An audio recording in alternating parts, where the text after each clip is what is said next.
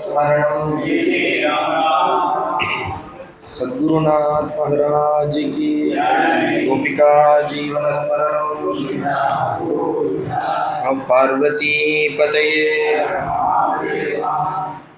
समस्त साधु मंडल की सद्गुरु विठलदास महाराज की आंजनेय मूर्ति की पूजन्तं राम रामेति मधुरं मधुराक्षरम् आरुह्य कविता शाखां वन्दे वाल्मीकिकोकिलं वाल्मीकेर्मुनिसिंहस्य कवितावनचारिणः शृण्वन् रामकथानाथं कोणयादि परां गतिं यः पिबन् सततं रामचरितामृतता सादरम् अतृप्तस्तं मुनिं वन्दे प्राचेतसमकल्मषं गोष्पतीकृतवाराशिमशकीकृतराक्षसं रामायण महामाला रत्नं वन्दे नीलात्मजम् अंजनानन्दनं वीरं जानकी शोकनाशनं कपीशमक्षान्तारं वन्दे लङ्काभयङ्करं यत्र यत्र रघुनाथकीर्तनं तत्र तत्र कृतमस्तकाञ्जलिं बाष्पवारि परिपूर्णलोचनं मारुतिं नमत राक्षसान्तं नमोऽस्तु रामाय सलक्ष्मणाय देव्यै च तस्यै जनकात्मजायै नमोऽस्तु रुद्रेन्द्रयमानिलेभ्यो नमोऽस्तु चन्द्रार्कमरुद्गणेभ्यः वैदेही सहितं सुरद्रुमतले हैमे महामण्डपे मध्ये पुष्पतमासने मणिमये वीरासने सुस्थितम् अग्रे वाचयति प्रभञ्जनसुते तत्त्वं मुनिभ्यः परं व्याख्यान्तं भरतादिभिः परिवृतं रामं भजे श्यामलं श्रीरामस्य कथाप्रसङ्गसमये वल्मीकजन्माष्टमी श्रीकृष्णामृतगानविरजसमये वैयासविस्वभवत् श्रीपुण्यप्रदभारतप्रवचने व्यासेन तुल्यो गुरुः स्कान्दे स्कन्दसमाधिये वसभूः भक्तवात्सल्यजलधेः परमानन्दरूपिणः अस्मदाचार्यराजस्य प्रपन्नोऽस्मि पदाम्बुजं त्र्यम्बकपुराधीशं गणाधिपसमन्वितं गजारूढमहं वन्दे शास्तारं कुलदेवतं बुद्धिर्बलं यशोधैर्यं निर्भयत्वमरोगता अजाड्यं वाक्पटुत्वं च हनुमत्स्मरणात् भवेत्।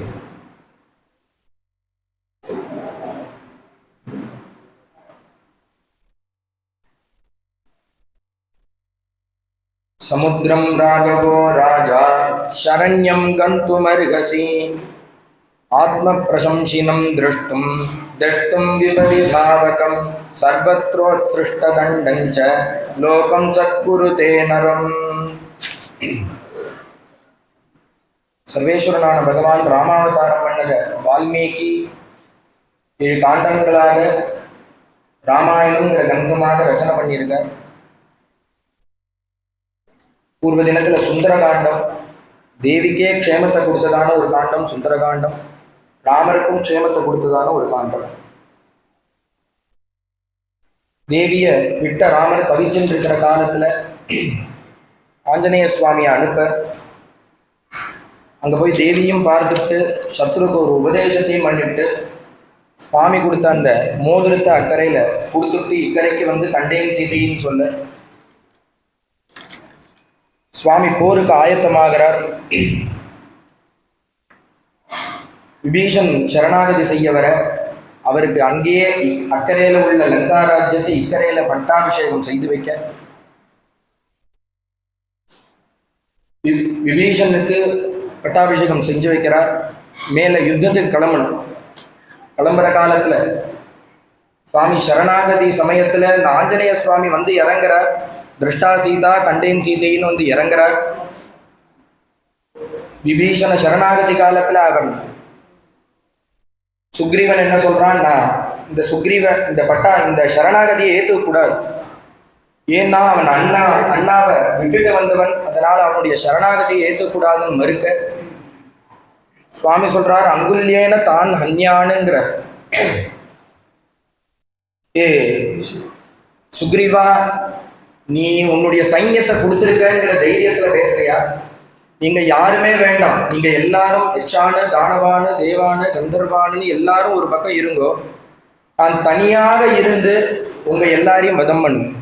இதற்கு என்ன அர்த்தம் தான், நான் கூட வேண்டாம், என்னுடைய நகம் கோதண்டம் வேண்டாம், பானம் வேண்டாம், என்னுடைய நகம் போரும், அதை வச்சு நான் அவளெல்லாம் வதம் பண்ணி விடுவேன் ராவணாதிகளை.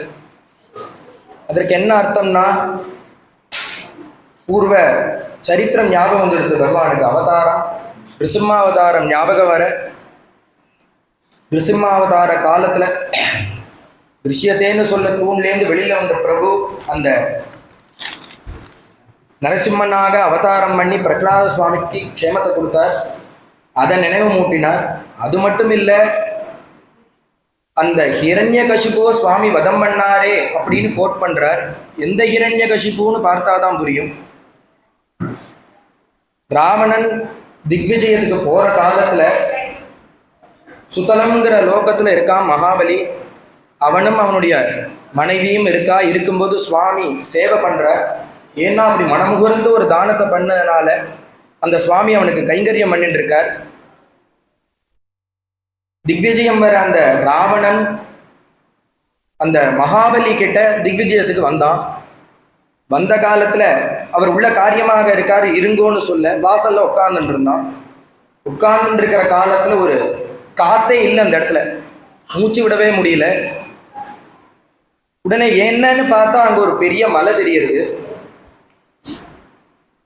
உடனே அதை அங்க பக்கத்துல இருக்கிறவங்களை கூப்பிட்டு கேட்கறான், இந்த மலை எங்கிருந்து வந்தது, என்ன மலை, இது காத்து அப்படி அடைச்சுட்டு இருக்கேன்னா.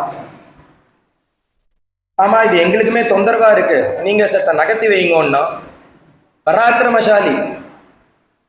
ஏன்னா கைலாசத்தை பார்வதி பரமேஸ்வராளோட தூக்கினவன். நகர்த்தி வெயிங்கோன்னு 10 கைய இப்படி உள்ள கொடுத்து தூக்கி பார்க்கறான், அசைய கூட மாட்டேங்கிறது அந்த மலை.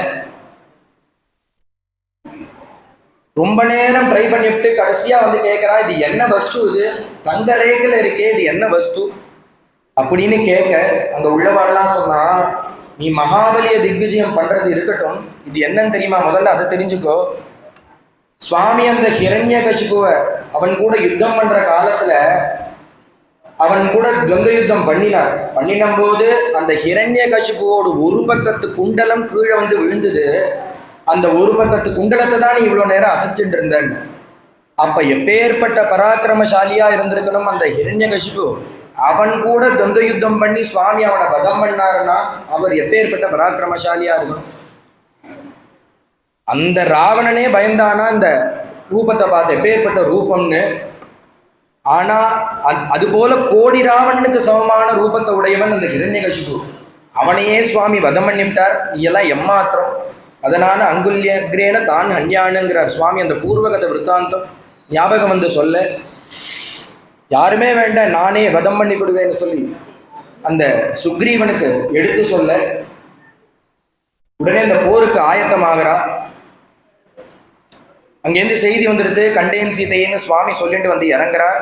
மயா காலமினமும் பிராப்தியங்கிறார். அனுமன்னு, உன்னை கட்டிக்கிறதுக்காக நான் ரொம்ப நாளா காத்துட்டு இருந்தேன். பகவான் பக்தால எதிர்பார்த்து காத்துட்டு இருக்கிற காலத்துல ஒரு பக்தனை பகவான் எதிர்நோக்கி காத்துட்டு இருக்கார். அதுவும் ஒரு தடவை இல்லை, 2 தடவை இல்லை. உன்னைக்கு என்னைக்கு பார்த்தேனோ அந்த நாள் முதல் கொண்டு உன்கிட்ட அப்படி ஒரு பிரேம, உன்னை கட்டிக்கணுங்கிற எண்ணம். ஆனா அதற்கு சமயம் சேர்ந்து வரல. இன்னைக்குதான் வந்திருக்கு. ஏன்னா எங்க ரகுவம்சத்தினுடைய மானத்தை நீ தான் காப்பாத்தி கொடுத்துருக்கடா அப்படின்னு சொல்லிட்டு போய் தானாக கட்டிக்கிறார். எந்த பிரபுன்னா, எந்த பிரபு ஏகதாராவிரதமாக தேவியை மட்டுமே தொடர்தாக இருந்தாரோ அந்த பிரபு இப்ப ஆஞ்சநேய சுவாமியை ஆலிங்கனம் பண்ணிக்கிறார். வாய்கொள்ளாம வர்ணிக்கிறார். கட்டின்றது மட்டும் இல்லை, ஒரு தூதன் என்ன காரியம் பண்ணணுமோ அதை பர்ஃபெக்டா பண்ணிட்டு வந்திருக்க. உன்னை போல ஒரு தூதன் இனி பிறக்கவும் மாட்டான், கிடையவும் கிடையாது. ஸ்ருத்வா ஹனுமதோ வாக்கியம் யதாவத விபாஷிதம் ராம பிரதிசமாயுக்தா வாக்கியமுத்தரம் அப்ரவீத். சந்தோஷப்பட்ட ராமர் கொண்டாடுறார் அந்த ஆஞ்சநேய சுவாமியை. கிருதம் ஹனுமதா காரியம் சுமகத் புவி துஷ்கரம் மனசாபி யதன்யேன ந சக்கியம் தரணீதலே. இந்த லோகத்துல யாராலையுமே நினைச்சு பார்க்க முடியாத ஒரு காரியம் இது. ந சக்கியம் தரணீதலே. ஆனா நீ நினைச்சு பார்க்க, எதுல நினைச்சு பார்க்க முடியாதுன்னா, சொப்பனத்துல கூட யாரும் ஒருவன் ராவணனுடைய ஆத்துக்கு போவதுன்னு நினைச்சு பார்க்க முடியாது. ஆனா நீ அங்க போய் தேவியை பார்த்து நான் கொடுத்த வஸ்துவையும் கொடுத்து விட்டு அங்கிருந்து ஒரு வஸ்துவையும் கொண்டு வந்து எங்கிட்டையும் கொடுத்து விட்ட. இது சொப்பனத்தில் கூட யாராலையும் பண்ண முடியாது. ஒன்ன தவிர ஹனுமன்னு. நகிதம் பரிபஷ்யாமி எஸ்தரேத் மகோததிம். கடல் என்ன அசாத்திய ஒரு சாதாரண விஷயமா? ராமநாமத்தை சொல்லிட்டு போய் அக்கறையில இறங்கின, இக்கரையில அந்த நாமம் தான் வந்து கொண்டு விட்டதுன்னு நீ சொல்லுற சுலபமா? அது அவ்வளோ சுலபமான காரியமா? ஆனா நீ அதை சுலபமா பண்ணிவிட்ட. அந்யத்ர கருடாத்வாயோ அந்யத்ர ஜஹனூமதா. இதை 2 பேர் தான் பண்ண முடியும் இந்த காரியத்தை. ஒண்ணு கருடன், இன்னொன்னு வாயு. அவ 2 பேர் நினைச்சா சுலபமா போய் அக்கறைக்கு போயிட்டு வரலாம். ஆனா நீ இப்ப சுலபமா பண்ணிவிட்ட. சொப்பனத்திலையும் நினைக்க முடியாத காரியத்தை நீ பிரவൃத்தியில நடத்தி காமிச்சுட்ட.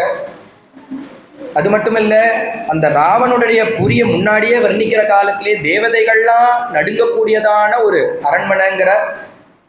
அவன்கிட்ட அப்படி ஒரு தபஸ் இருக்கு. தேவதான வயக்ஷானாம் கந்தர்வோரக ரக்ஷசாம் அப்ரதிருஷ்யானாம் புரீம் லங்காம் அப்ரதிருஷ்யாம் புரீம் லங்காம் ராவணேன சுரக்ஷிதாம். அப்படி பார்த்து பார்த்து சிருஷ்டி பண்ணி வச்சிருக்கானா அந்த ராவணன் கோட்டைய. அவன் இருக்கும்போது ஒரு ஈ கூட உள்ள போக முடியாது. அந்த சமயத்துல உள்ள போனல, தெரியாம போயிட்டு உடனே வெளியில வந்தாரோன்னா தேவியை பார்க்குற பர்யந்தம் தான் சைலண்டா இருந்தார். தேவியை பார்த்த உத்தர க்ஷணம் தான் வந்த காரியம் முடிஞ்சதுன்னு எல்லா அட்டகாசத்தையும் பண்ணி நேரா போய் அந்த பிரபுவே பார்த்துக்கிட்டார், அந்த ராவணனையே பார்த்துக்கிட்டார். திருட்டுத்தனமா போல. ராவணன் முன்பு எப்படி வந்தான்னா சன்னியாசி வேஷம் போட்டுண்டு கபடமாக வந்து யாருக்கும் தெரியாம தேவிய சப்தம் போடாம தூக்கிட்டு போயிட்டான். அது போலையோன்னா அது போல இல்லை. எல்லாரும் பார்க்குற காலத்துல சபையில உட்கார்ந்து அந்த பிரபுவுடைய பெருமையை காமிச்சு தேவர்கள்லாம் பயப்படுறா. அந்த கோட்டைக்கு ஒருத்தன் உள்ள போய் இப்படி தேவியை பார்த்துட்டு வர முடியுமா? அது ஒன்னாலதான் முடியும். அதுவும் ராகவனால, அந்த ராவணனால நன்கு பரிபாலிக்க கூடியதான லங்கங்கிற அந்த இடத்துக்கு ஒருத்தராரையும் போக முடியாது. நீ போயிட்டு வந்திய அனுமன்னு. தூதன்கிறவன் 3 வகைப்படுவான். மேல இருக்கிற உத்தமமான தூதன், மத்தியமமான தூதன், அதமனான தூதன் 3 வகையா பிரிக்கலாம் தூதனை. யாரு உத்தமமான தூதன்னா யோகி பிருத்தியா நியுக்த சன்னு பர்த்ரா கர்மணி கர்மணி துஷ்கரே குர்யாத் அனுராகேன தமாகுகு புருஷோத்தமம். சொன்ன காரியத்தை ஒரு வேலையை சொல்லி அனுப்பிச்சோமே ஆனால் அதை அப்படியே சொன்னபடி செஞ்சுட்டு அதுக்கு பிளஸ்ஸா சில காரியங்களை பண்ணிட்டு வரானே அவன் உத்தமமான தூதன். ஆஞ்சநேய சுவாமி உத்தமனான தூதன். எதை வச்சு சொல்றோம்னா தேவியை பார்க்குற மட்டும் அட்டகாசம் அல்ல, தேவியை பார்த்த உடனே அட்டகாசம் பண்றார். தன் காரியத்தை முதல்ல கெடுத்துக்கல. முன்னாடியே ரகலை பண்ணா கொண்டு போய் உட்காந்து வச்சிருவான், தேவியை பார்த்துருக்க முடியாது. காரியத்தை சிறப்பா செஞ்சார். அதுவும் இல்லாம ராவணனுக்கு முன்னாடி போய் நிற்கிறார். அங்க அவன் ஆசனம் தரல, அவனை உட்கார்றதுக்கு ஆசனம் தரல, அலட்சியப்படுத்துறான். இந்த வானரனை நம்ம கௌரவிக்க கூடாதுங்கிறதுனாலே அலட்சியப்படுத்துறான். ஆனா அவர் என்ன பண்ணார், தன்னுடைய காமஸ்வரூபியான அந்த ஆஞ்சநேய சுவாமி தன்னுடைய வாழை 18 அடி ஒசரத்துக்கு கொண்டு போய் வச்சு அதுல தான் உட்கார்ந்துட்டார். எதற்காக அப்படி உட்கார்ந்தார்? அவருக்கு கௌரவம் வேணுமா? அதுவே கிடையவே கிடையாது. நாம இப்ப நம்மளை இறக்கி வச்சுட்டோம்னா, கௌரவம் இல்லாம நடந்துட்டோமே, ஆனா தாழ்மைப்படுத்திண்டா இந்த இந்த நம்ம பண்ற காரியம் யாரை போய் பாதிக்கும்னா நம்மளுடைய பிரபுவை பாதிக்கும், ராமரை பாதிக்கும். ராமதூதன் வந்தா ராவணன் அலட்சியப்படுத்தி விட்டான்னு கதையில வந்துடும். அது இருக்கக்கூடாது. தன்னுடைய பிரபுவுக்கு நம்ம கௌரவத்தை எந்த விதத்திலையும் குறைக்க கூடாதுங்கிறதுனால ராவணன் 18 அடினா இவர் 19வது அடியில மேல உட்காந்து கால் மேல காலை போட்டு இருக்கார். அந்த ராவணன் அண்ணாந்து பார்க்கறானா, வால்மீகி சொல்றார் தமுத்வீக்ஷ மகாபாவு பிங்காட்ச புரதஸ்திதம். அண்ணாந்து பார்த்தானா அவர். ஏன்னா தன்னுடைய பிரபுவனுடைய போன காரியத்தை அண்ணில அவன்கிட்ட ஒரு எச்சரிக்கை. அவன் பரம சிவபக்தன், இவரோ பரமேஸ்வரனுடைய ஸ்வரூபம். தன்னுடைய பக்தன் ஒருபொழுதும் வீணாக போகக்கூடாதுங்கிற எண்ணத்துல அவனை பார்த்து ஒரு வார்னிங் கொடுத்தார். அப்பா, அந்த தேவி காட்டுல நஷ்டமாயிட்டா, வனே நஷ்டாங்கிறார், காணாம போயிட்டான்னு சொல்ல, தொலைஞ்சு போயிட்டா, அந்த தேவியை நீ பார்த்துட்டா குடுங்கிறது போல ஒரு வார்னிங் கொடுக்கிறார். அப்பையும் அவன் பேசாம இருக்கான். ஒரே ஒரு பானத்தினால வாலிய வதம் பண்ண பிரபுடாவர்னு இன்னொரு வார்னிங் கொடுக்கிறார். அப்பையும் அவன் பேசாம இருக்கான். போல 3 விதமா. நீ இப்பயும் ஒன்றும் பெருசா கெட்டு போகல, நீ பண்ண புண்ணியம் உங்ககிட்ட இருக்கு, ஓடின்னு இருக்கு. நீ புண்ணியத்தை குறைஞ்சு போச்சுன்னா, பாவம் உங்ககிட்ட வந்ததுன்னா அந்த பிரபு நேரா வருவான், உன்னை வதம் பண்ணி விடுவான்னு 3வது எச்சரிக்கையும் கொடுத்தா. அப்பயும் அவர் அந்த ராவணன் பேசாம இருக்கான். போன காரியம் தேவியை பார்க்க அங்க போய் சபையில போய் அவனுக்கு ஒரு வார்னிங், அவனை காப்பாற்றணுங்கிற எண்ணம், இதெல்லாம் பிளஸ் ஆட் ஆன் காரியமா பண்ணிட்டு, அது மட்டும் இல்ல அவன் கௌரவ குறைச்சல் படுத்துறதா நினைச்சுட்டு சுவாமியுடைய வால்ல நெருப்ப வைக்கிறான். அந்த நெருப்பு சீதோபவ ஹனுமதகான்னு தேவி பிரார்த்தனை பண்றா. அது குளிர்ச்சியை கொடுக்க அந்த ஊரையே லங்கைக்கு இரையாக்கி விட்டார். லெட்டர் பியூன் காரியம் மட்டும் பண்ண போனார். ஆனா அந்த ஊரையே லங்கையே அந்த அக்னிக்கு இரையாக்கி விட்டார். இது போல எந்த ஒரு தூதனும் பண்ணதே கிடையாது. போன காரியத்தை நல்லபடியா முடிச்சுட்டு வந்தாலே பெரிய காரியம். ஆனா நீ இத்தனை ஆட் ஆன் பண்ணிட்டு வந்திருக்க. போன இடத்துலயும் ஒரு பரம பக்தனான விபீஷண சம்பாதிச்சுட்டு வந்துட்டார். இவர் அந்த சபையில என்ன பண்றார், ராமனுடைய பிரபாவங்களை சொல்றார். ராமாயணம் எங்க போனாலும் ஒரு குட்டி ராமாயணம். அதேபடி அங்கேயும் ஒரு குட்டி ராமாயணம். ராமக்கமல பத்ராட்சா சர்வசத்துவ மனோகரான அந்த ராமாயணத்தை சொல்றார். இந்த தம்பியான விபீஷணனுக்கு மனசுல பட்டுடுத்து, அவர் தான் நம்மளுடைய பிரபு, அவரது கிட்டதான் நம்ம போகணும், சரணமடையணும்னு. இந்த ராமாயணத்தினாலதான் அவருக்கு பக்தி வந்தது. அதனாலதான் நெருப்பு வைக்கிற காலத்துல விபீஷண கிரகம் பிரதின்னு அந்த பக்தனுடைய வீடை மட்டும் விட்டு விட்டார்.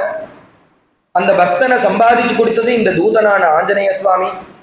இது போல உத்தமமான பல காரியங்களை பண்ணான் இந்த தூதன். புருஷோத்தமம் சுவாமி இந்த டைட்டில் கொடுக்கிறார், புருஷோத்தமன். புருஷோத்தமன்னா யாருன்னா பகவானுக்கு புருஷோத்தமன். அவருடைய ஸ்வயம் டைட்டில இந்த ஆஞ்சநேயருக்கு கொடுக்கிறார். புருஷானாம் உத்தமஹா புருஷோத்தமஹா. அப்பேற்பட்ட காரியத்தை நீ பண்ண. மத்தியமமான தொண்டனுக்கு என்ன, தூதனுக்கு என்ன காரியம் பண்ணுவான்னா, பிருத்யஸ்ய பரம் காரியம் ந குர்யாத் அனுபதே பிரியம் பிருத்யோ யுக்த சமர்த்தஸ்ச தமாஹு அதமம் நரம். போன காரியத்தை ஒழுங்கா பண்ணிட்டு வரானே, எந்த ஒரு கெட்ட பேர் இல்லாம சொன்னதை மட்டும் முடிச்சுட்டு வரானே, அவன் மத்தியமம். மற்றொரு கிரேட் இருக்கு, நியுக்தா நிருபதே காரியம் சமாஹிதா பிருத்யா யுக்த சமர்த்தஸ்ச சமாஹு புருஷாதமம். போன காரியத்தையே பண்ணாதபடிக்கு அங்க போன இடத்துல இடைஞ்சல எவன் ஒருவன் சம்பாதிச்சுட்டு வரானோ அவனே மத்தியமன், அவனே அதமன். அதுபோல 3 கேட்டகரியா பிடிச்சு நீ உத்தமமான ஒரு காரியத்தை பண்ணிட்டு வந்த. இந்த தூதன் பண்ண காரியம் இருக்கே, இது லோகம் ஃபுல்லா பிரசித்தமாக போறது. இது யாருக்குமே இந்த டைட்டில் கிடையாது. ராமதூதன் லங்கைக்கு போய் இப்படி ஒரு காரியத்தை, அனாயாசமான காரியத்தை சுலபமா பண்ணிட்டு வந்தியப்பா அப்படின்னு அவர் வாய் கொள்ளாம வர்ணிச்சு கட்டுப்பிடிச்சுக்கிறார். மேல நல்ல சுபமான ஒரு முகூர்த்தத்தை குறிச்சுண்டு அந்த லங்கைக்கு சமுத்திரத்தை தாண்டி போன மக்கரைக்கு என்ன பண்ணலான்னு மந்திராலோசனை பண்ற காலத்துல உடனே பக்கத்துல இருக்கக்கூடியதான விபீஷணன் அபயம் கொடுத்து பட்டாபிஷேகம் பண்ணியாச்சு இக்கரையிலேயே. அவர் கூடயே தான் இருக்கார். அவர் சொல்றார், பிரபுவை பார்த்து சொன்னார், நீங்க ஒரு காரியம் பண்ணா உங்களுக்கு உபாயம் கிடைக்கும். எப்படி இந்த பாலத்தை அமைக்கலான்னு யோசனை பண்றேன், ஒரு காரியம் பண்ணா உபாயம் கிடைக்கும். என்ன காரியம்னா, சமுத்திரம் ராகவோ ராஜா சரணம் கந்துமருகதி. இந்த சமுத்திரத்தை தரணம் பண்ணணும்னா நீங்க ராமர் என்ன பண்ணணும்னா அந்த சமுத்திர ராஜாவை குறிச்சு நீங்க தர்பசயனம் பண்ணணும். 3 நாட்கள் நீங்க தர்பசயனம் பண்ணேலே ஆனா, சரணம் பண்ணேலே ஆனா அந்த சமுத்திர ராஜா உங்களுக்கு ஒரு உபாயத்தை சொல்லுவான்னு சொல்ல, இந்த விபீஷணனுக்கு என்னன்னா யாரை வேணா சரணாகதி பண்ணுவான்னு முடிவு பண்ணிட்டான். ஏன்னா இவன் சரணாகதி பண்ணி வந்ததுனால சுவாமியுடைய அந்த நிலை தெரியாதபடிக்கு சரணாகதி பண்ணுங்கன்னு சொல்ல, அவன் சொன்னது ஆச்சரியம் இல்லை, சுவாமியும் சரணாகதி பண்றார் 3 நாட்கள். அந்த சமுத்திர ராஜா வரவே இல்லை. உடனே பார்த்தா சுவாமிக்கு கோபம் வந்துடுது. நம்ம சாதுவா இருந்தோம்னா இந்த லோகத்துல மதிக்கவே மாட்டா, கொஞ்சம் போக்கிரி சாக்கிரியா இருந்தாதான் எல்லாரும் மதிப்பாடா. ஏ லக்ஷ்மணா, நீ அந்த வில்லை எடு. ஆத்ம பிரசம்சினம் துஷ்டம். துஷ்டனா இருந்தா லோகம் மதிக்கும், சாதுவா இருந்தா யாருமே மதிக்க மாட்டா.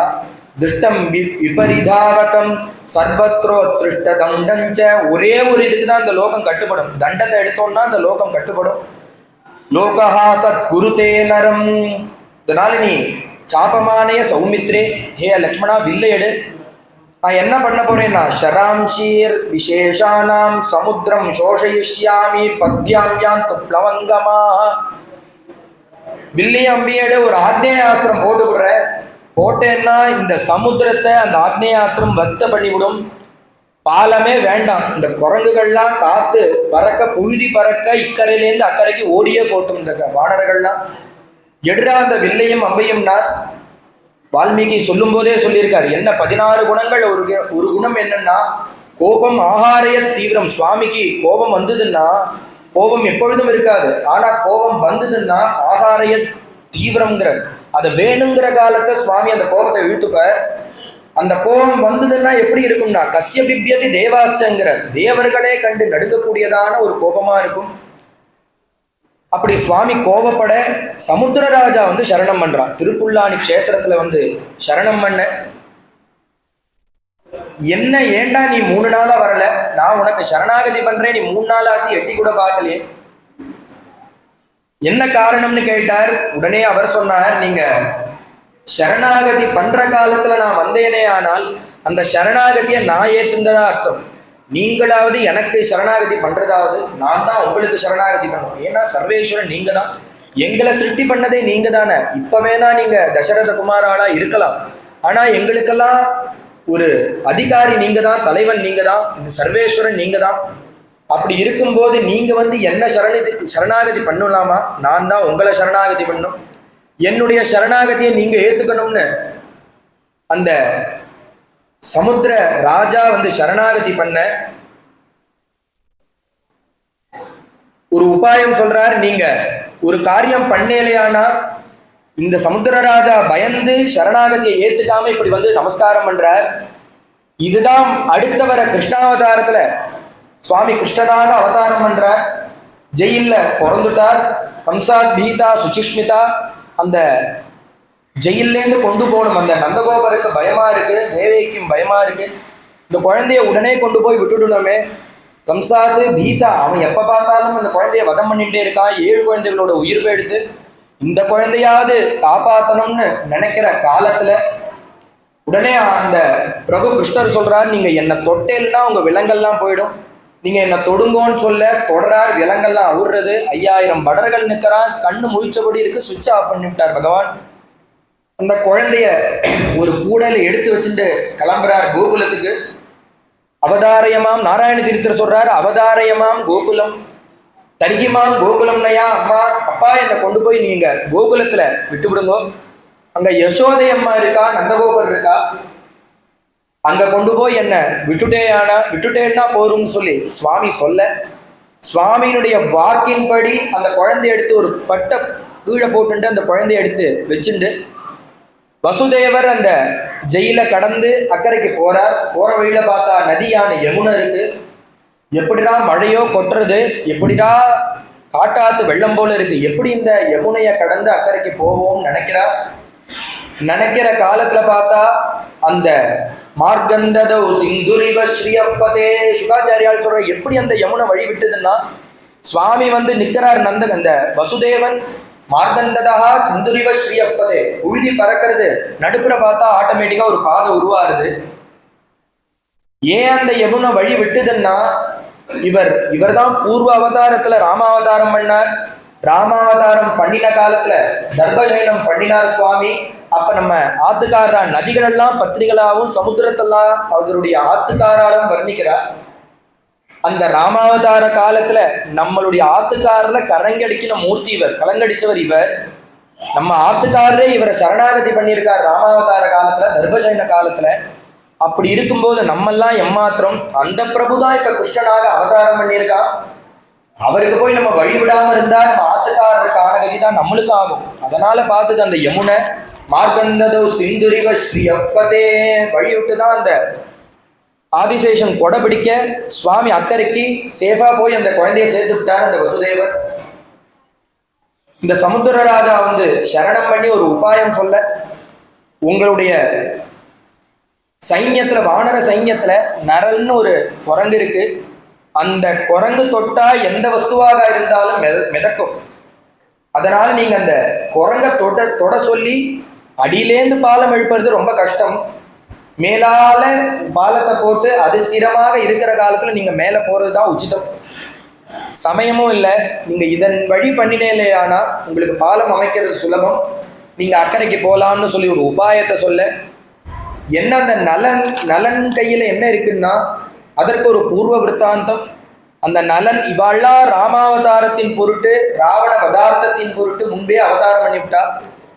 பண்ணினாவா அங்கங்க இருக்கிற காலத்துல ராம காரியார்த்தம் முன்னாடியே அவளுக்கெல்லாம் வரணை கொடுத்து வைக்கிறார் பகவான். அதாவது அங்கங்க சரி கட்டிட்டு வரார். எப்படி அந்த விஷ்ணு தனுஷ முன்னாடியே அந்த பரசுராமர் கொண்டு வந்து அங்க கொடுக்குறாரோ, அதுபோல ஒவ்வொரு காரியமும் அந்த கைகேயி வரன் வாங்குறா. எதற்காகன்னா ராவணனை பதார்த்தத்தின் பொருட்டு தான் அவ வரன் வாங்குறா. இது போல ஒவ்வொன்றுக்கும் பின்னாடி காரணம் இருக்கு. அதுபோல இந்த நலன் தொட்டா விதக்குங்கிறதுக்கு காரணம் என்னன்னா, நலன் அப்படி அங்க சஞ்சாரம் பண்ணிட்டு இருக்கிற காலத்துல இவாலாம் எங்கேயோ ஒரு இடத்துல இருந்துட்டு இருக்கவா. ராமகாரியார்த்தம் எல்லாரும் சுக்ரீவன் ஒண்ணு சேர்க்கிறான் இந்த வாரணங்களை.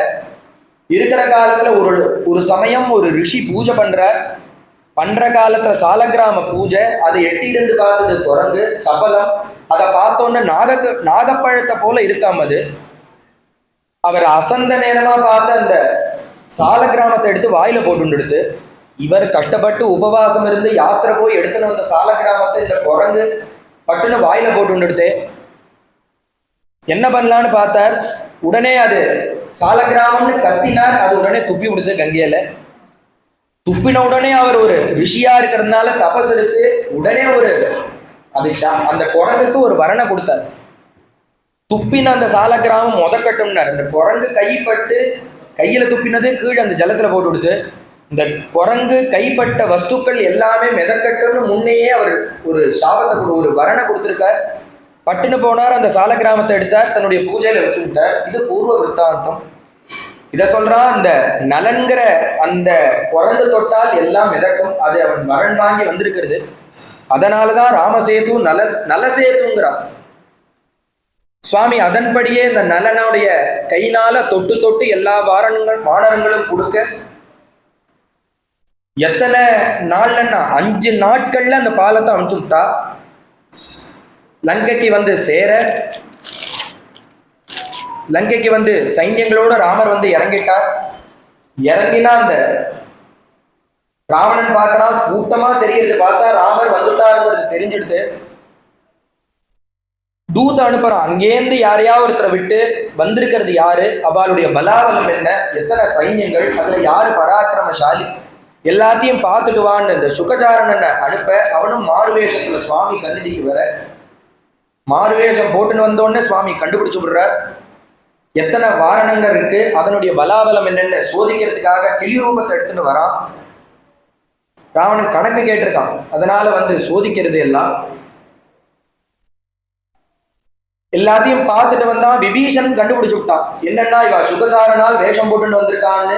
வதம் பண்ண போனா, வதம் பண்ணாத இவ தூதாள், இவாளுக்கு ஒன்றும் தெரியாது, ராவணன் அமிச்சு இங்க வந்திருக்கான், நம்ம இவனை எதுவும் பண்ணக்கூடாது அனுப்புன்ட்டார். உடனே அந்த சுகசாரனால் அங்க போனா ராவணன் உப்ரிக்கையில நின்றுட்டு பார்க்கறான். பெரிய கூட்டம் நிற்கிறது.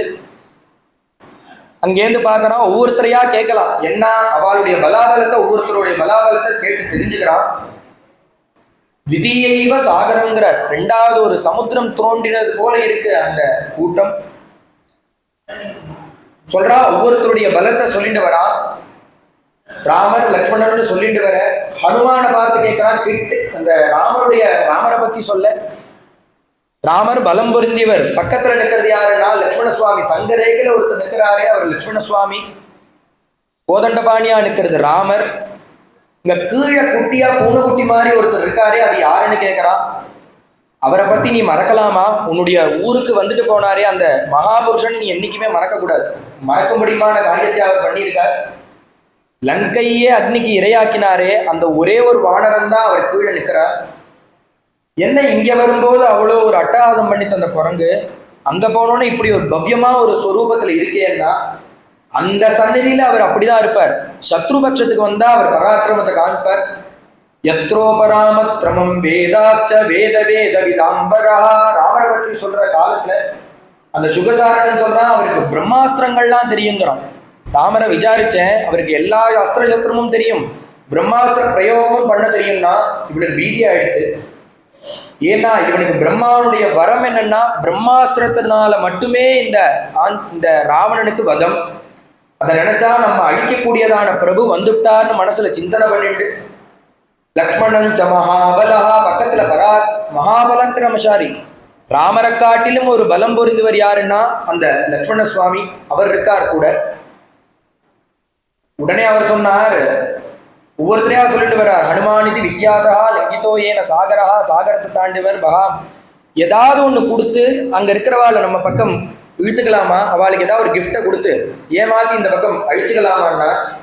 அவனுடைய தம்பியாவது அழிச்சுக்கலாமான்னார். உடனே அவன் சொல்றா, உங்களை மாதிரி அல்பமான பிராதாக்கள் இல்லவா, நீங்க 14 2 பேரும் அடிச்சுட்டு சொத்துக்காக அடிச்சுருக்கே, உன்னுடைய தம்பியை நீ விரட்டி விட்டுவிட்ட, அவன் இப்ப அந்த சைடு இருக்க அந்த விபீஷண சுவாமி அது போல நினைச்சுட்டு கேட்கறியா அந்த பிரபுவை லட்சுமண சுவாமிய.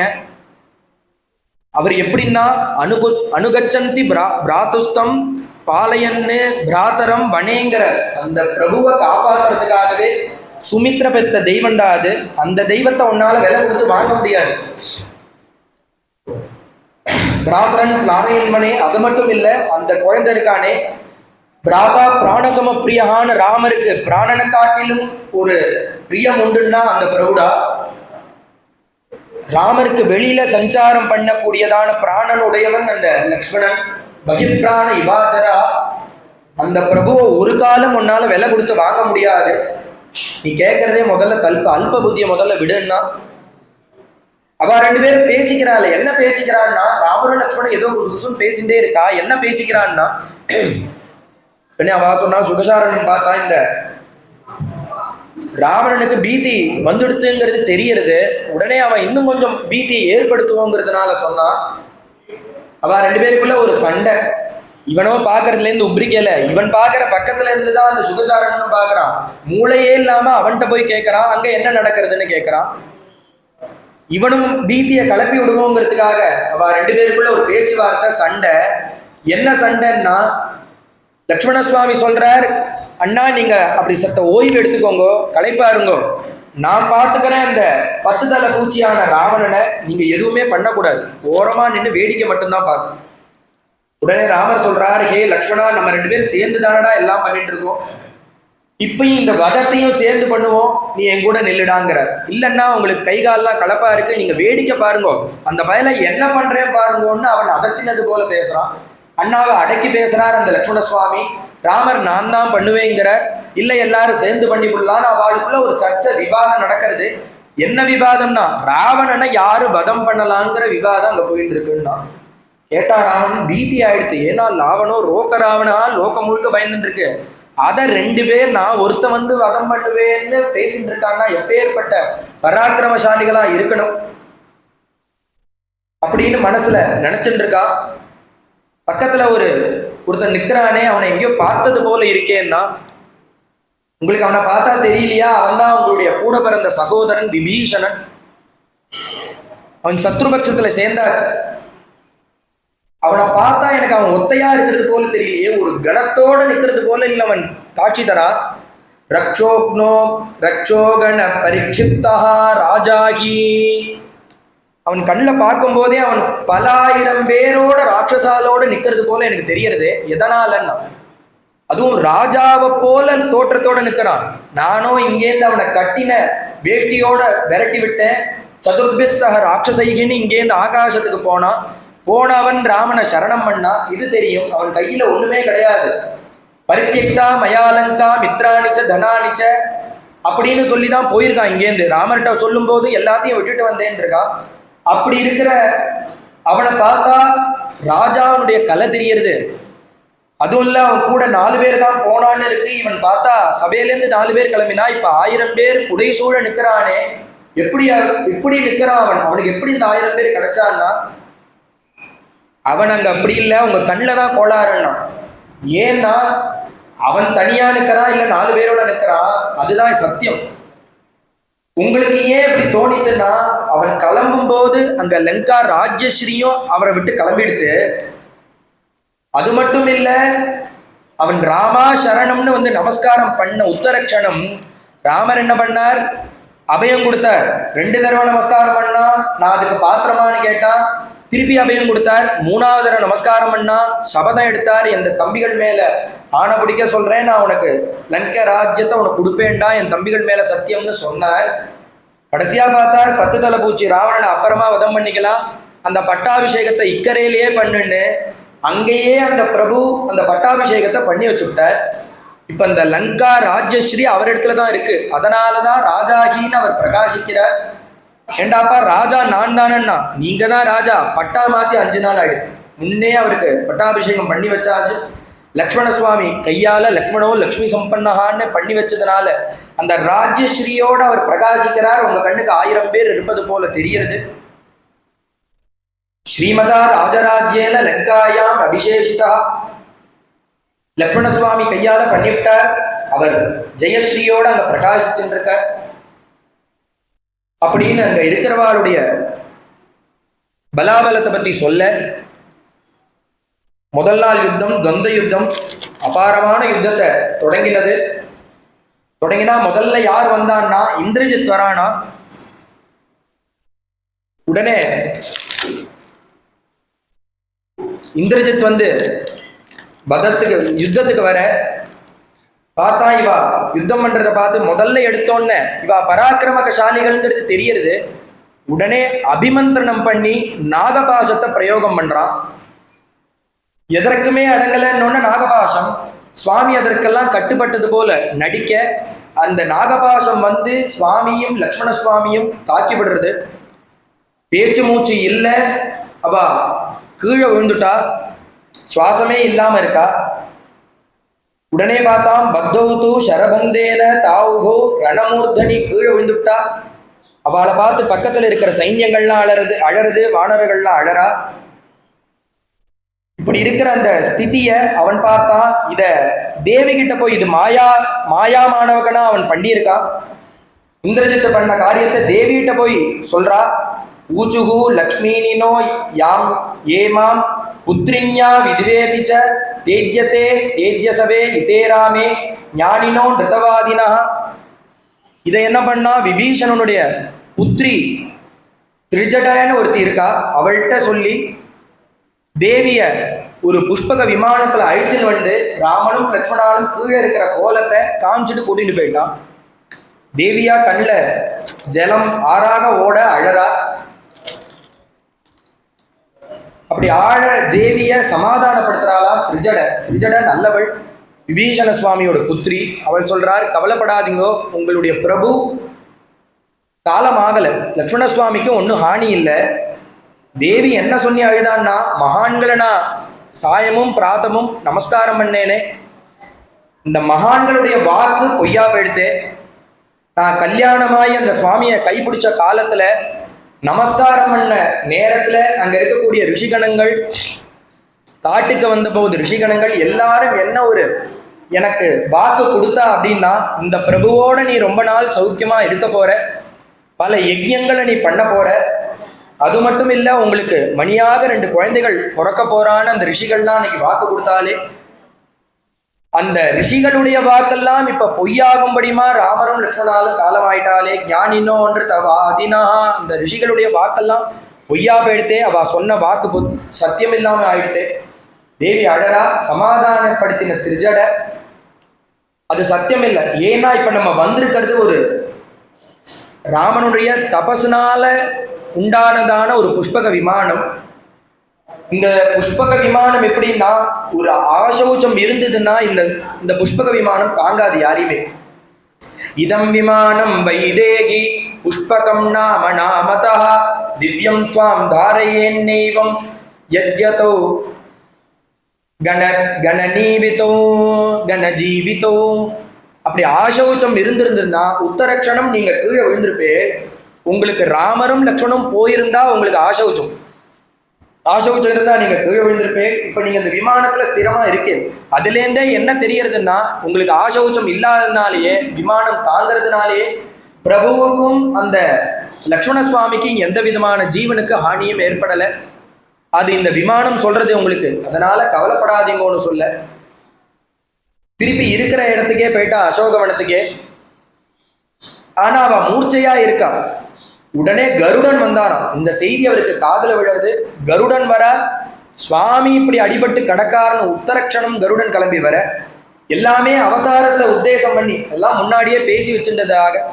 யதாதாத்தம் தசரதம் யதாதம் ச பிதாமகம் ததாபவந்தம் ஆசாத்திய ஹிருதயம் மே பிரசீதத்தி. சுவாமிக்கு அப்படி மடியில போட்டு அந்த கருடாழ்வார் தடவி கொடுக்கிறார். அரை கண்களை திறந்து பார்க்கிறார் தசரத. அந்த பிரபு ராமர் கண்ணை திறந்து பார்த்தா மடியில இருக்கார். யாரு மடியிலன்னு தெரியல. இந்த அரை கண்ணை திறந்துட்டே கேட்கிறாள், நீங்க யாரு?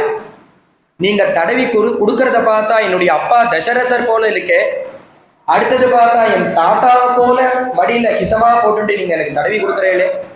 நீங்க யாரு அப்படின்னு அந்த அறபோதையிலேயே கேட்கிறார். அவர் மயங்கி விழுந்துட்டார். அந்த போதம் தெரியறது. தெரியற காலத்திலேயே அந்த சுவாமியை பார்த்து கேட்கிறார், நீங்க யாருன்னு கேட்க, எங்க தாத்தாவை போல இருக்கு, அப்பாவை போல இருக்கு. உடனே அந்த கருடன் சொல்றார், அகம்சா காதே காகுஸ்த பிரிய பிராப்னோ பகிஷ்சரா. நான் உங்க அப்பாவுடைய சகா. அது மட்டும் இல்ல, கருத்மானீக சம்பிராப்தா யுவயோகோ சக்கிய காரணாத்து. உங்களுக்கு சகாயம் பண்றதுக்காக தான் வந்திருக்கேன். என்னுடைய வேலையே உங்களுக்கு கைங்கரியம் பண்றது தானே. இப்ப வேணா நீங்க மனுஷனாக தசரத குமாராளாக அவதாரம் பண்ணியிருக்கலாம். எனக்கு பேரே சின்ன திருவடி பெரிய திருவடின்னு சொல்லுவா. உங்க சந்நிதியில இருந்து கைங்கரியம் பண்றது, உங்களை தூக்கிட்டு போறதுதான் எனக்கு கைங்கரியம். அப்படி இருக்கிற பிரபு ராமாவதார காலத்துல ஒரு நாகபாசத்தினால பந்தமாயிருக்கேங்கிறது தெரிஞ்ச பிறகும் நான் இருக்கலாமா? இது செய்தி காதல விழுந்தது, கிளம்பி வந்துவிட்டேன். உங்களுக்கு சகாயம் பண்ணதான் வந்திருக்கேன் கருடன் தவ தாசன்னு சொல்ல, உடனே அந்த கருடனுடைய வாசனை பட்ட உடனே அந்த நாகபாசம்லாம் விலகிவிடுத்து சுவாமி எந்துட்டார். தரிசனாது அதிகம் துவனிகிங்கிறது. கருடனை தரிசனம் பண்றதை காட்டிலும் அது உத்தமம். அதையும் தாண்டி உத்தமோத்தமம் அவருடைய துவனி.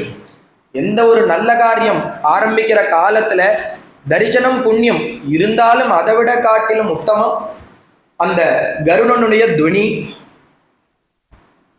அப்படி ஒரு துவனியை சகுனமாக கொடுத்துட்டு நல்லதே நடக்கும்னு சொல்லிவிட்டு அந்த கருடன் கிளம்புற. இந்திரஜித்து இதற்கிடையில இந்திரஜித்து கொண்டாட ஆரம்பிச்சுட்டான். அவன் என்ன நினைச்சுட்டான், சுவாமி ஜீவனை போயிடுத்து, லக்ஷ்மணனும் போயிட்டா, மூலமே போனப்புறம் இந்த யுத்தம் இனி நிற்க போறதில்ல, நடக்க போறதில்ல, நம்மளுக்கு தான் ஜெயம்னு அங்க போய் எல்லாருக்கும் பார்ட்டி கொடுத்துட்டு கொண்டாடின்னு இருக்கா. இங்க சுவாமி எழுந்துட்டார். சுவாமி எழுந்துன்றது தெரிஞ்ச பிறகு பிரதம யுத்தம் துவந்த யுத்தத்துக்காக ராவணன் கிளம்பி வர, சுவாமி அந்த பிரதம தரிசனம் அந்த ராவணனை இப்பதான் முதல் தடவையாக பார்க்கிறார். அந்த களத்துல மகா பராக்கிரமசாலி, 20 கைகள் 10 தலை அப்படி இருக்கக்கூடிய அந்த ராவணனை அப்படி பார்க்கிறார். அவனுடைய தேஜஸை பார்த்து சுவாமியே ஆச்சரியப்படுறார். இதெல்லாம் சுலபமா ஒருத்தனுக்கு கிடைக்குமா? சிவ பூஜையினாலேயே இத்தனையும் தபச ஆராதனை பண்ணி வச்சுட்டு இருக்கான். இவன் இந்த தேவியை மட்டும் தூக்கிட்டு வரலன்னா இத்தனையும் வீணா போகாம இருக்குமே சுவாமியும் நினைச்சுக்கிறார். யதீந்திரம் வைபஸ்வத பாஸ்கரான்வா ஸ்வயம்புவைஸ்வானர சங்கரான்வா கமிஷ்யதி த்வாம் தசவாதிஷோதவா ததாபி மே நாககதோ விமோக்ஷசே. ஏதேன சாப்யாயுத தரிசனானி ஷரைர்ஜனஸ்தானம் கிருதாலயானி சதுர்தசான்யதாவதாராணி யுதானி ரக்ஷசஹஸ்ராணி விஷூதிதானி. சுவாமி பார்த்தார், உன்னை எதுவா இருந்தாலும் விட போறதில்லை. உன் மேல கருணை இருந்தும் நான் உன்னை விடமாட்டேன். ஏன்னா தேவியை கொண்டு போய் வச்சுட்டு கதற பண்ணிவிட்டான் இந்த ராவணன். அவன் இப்ப நேரா வந்திருக்கான். அவன்கிட்ட சொல்றார், எங்க போனாலும் நான் உன்னை விடமாட்டேன். நீ யார்கிட்ட வேணா போ, உன்னுடைய முழு பலத்தை பிரயோகப்படுத்து, நான் உன்னை விடமாட்டேன். நீ இந்திரன்ட்ட போனாலும் சரி, சூரியன்ட்ட போனாலும் சரி, பிரம்மாட்ட போனாலும் சரி. ஏன் பிரம்மாட்ட? அவனுடைய தாத்தா பிரம்மா. நீ உன் தாத்தாட்டே போனாலும் சரி, உன்னுடைய உயிரை எடுக்கிறத யாராலையும் நிறுத்த முடியாது. இல்ல ஒரு கால் பரமேஸ்வரன்ட்டே போ, அவராக இருந்தாலும் அவர்கிட்ட போனாலும் உன்னை காப்பாத்துறதுக்கு ஆள் கிடையாது. உன்னை சும்மா விட மாட்டேன். ஏன்னா அவனுடைய உபாசனா தெய்வம் பரமேஸ்வரன். அவர் ஆராதனம் பண்ணிதானே இத்தனையும் கிடைச்சிருக்கு. எப்பேற்பட்ட பக்தன் அந்த ராவணன்னா. புஷ்பம் சுகந்தம் சுதலஞ்ச பில்வம் புண்யஞ்ச தீர்த்தம் லபதே சயத்ர தத்ராச்ச லங்காத பதிர் மகாத்மா தம் சங்கரம் பூஜயதி விசித்திரம். அப்படி புஷ்பக விமானத்துல போவானா. நம்மெல்லாம் எப்படின்னா ஒரு ஆத்துல ஒரு பூஜை ரூம்னு வேணும். அதுல பூஜைக்குன்னு சில வஸ்துக்களை வச்சுட்டு டயம் இருந்தால் பகவானுக்கு பூஜை பண்றோம். நம்ம காரியத்துக்கு நடுப்புற ஒதுங்கிதுன்னா, அவர் நினப்பு வந்ததுன்னா பூஜை பண்றோம். அவன் எப்படின்னா அப்படி ஆகாச மார்க்கத்துல போவான். புஷ்பக விமானத்துல போற காலத்துல புண்யஞ்ச புஷ்பம் சுகந்தம் சுதலஞ்ச பில்வம். அப்படி புஷ்பங்களை கண்ணில் பார்த்தான்னா பட்டுன்னு அந்த விமானத்தை இறக்கி விடுவான். நல்ல புஷ்பமா இருக்கு, இத பரமேஸ்வரனுடைய திருவடியில போட்டா நன்னா இருக்குமே நினைச்சுட்டு ஏன்னா எல்லாமே மனசு தானே. உடனே அங்கேயே அப்படி மனசுனால மானசீக பூஜை பண்ண உட்காந்துடுவானா. பில்வத்தை 3 தளமா இருக்கக்கூடிய பில்வத்தை பார்த்தான்னா பட்டுன்னு அங்கே உட்காந்து சிவாராதனம். அது எந்த நேரமோ எந்த காலமோ எந்த சமயமோ, சிவபூஜைக்குன்னு ஒரு தனி சமயம் இல்லாதபடிக்கு பார்க்குற இடத்துல வஸ்து இருந்ததுன்னா அந்த இடத்துல சிவபூஜை.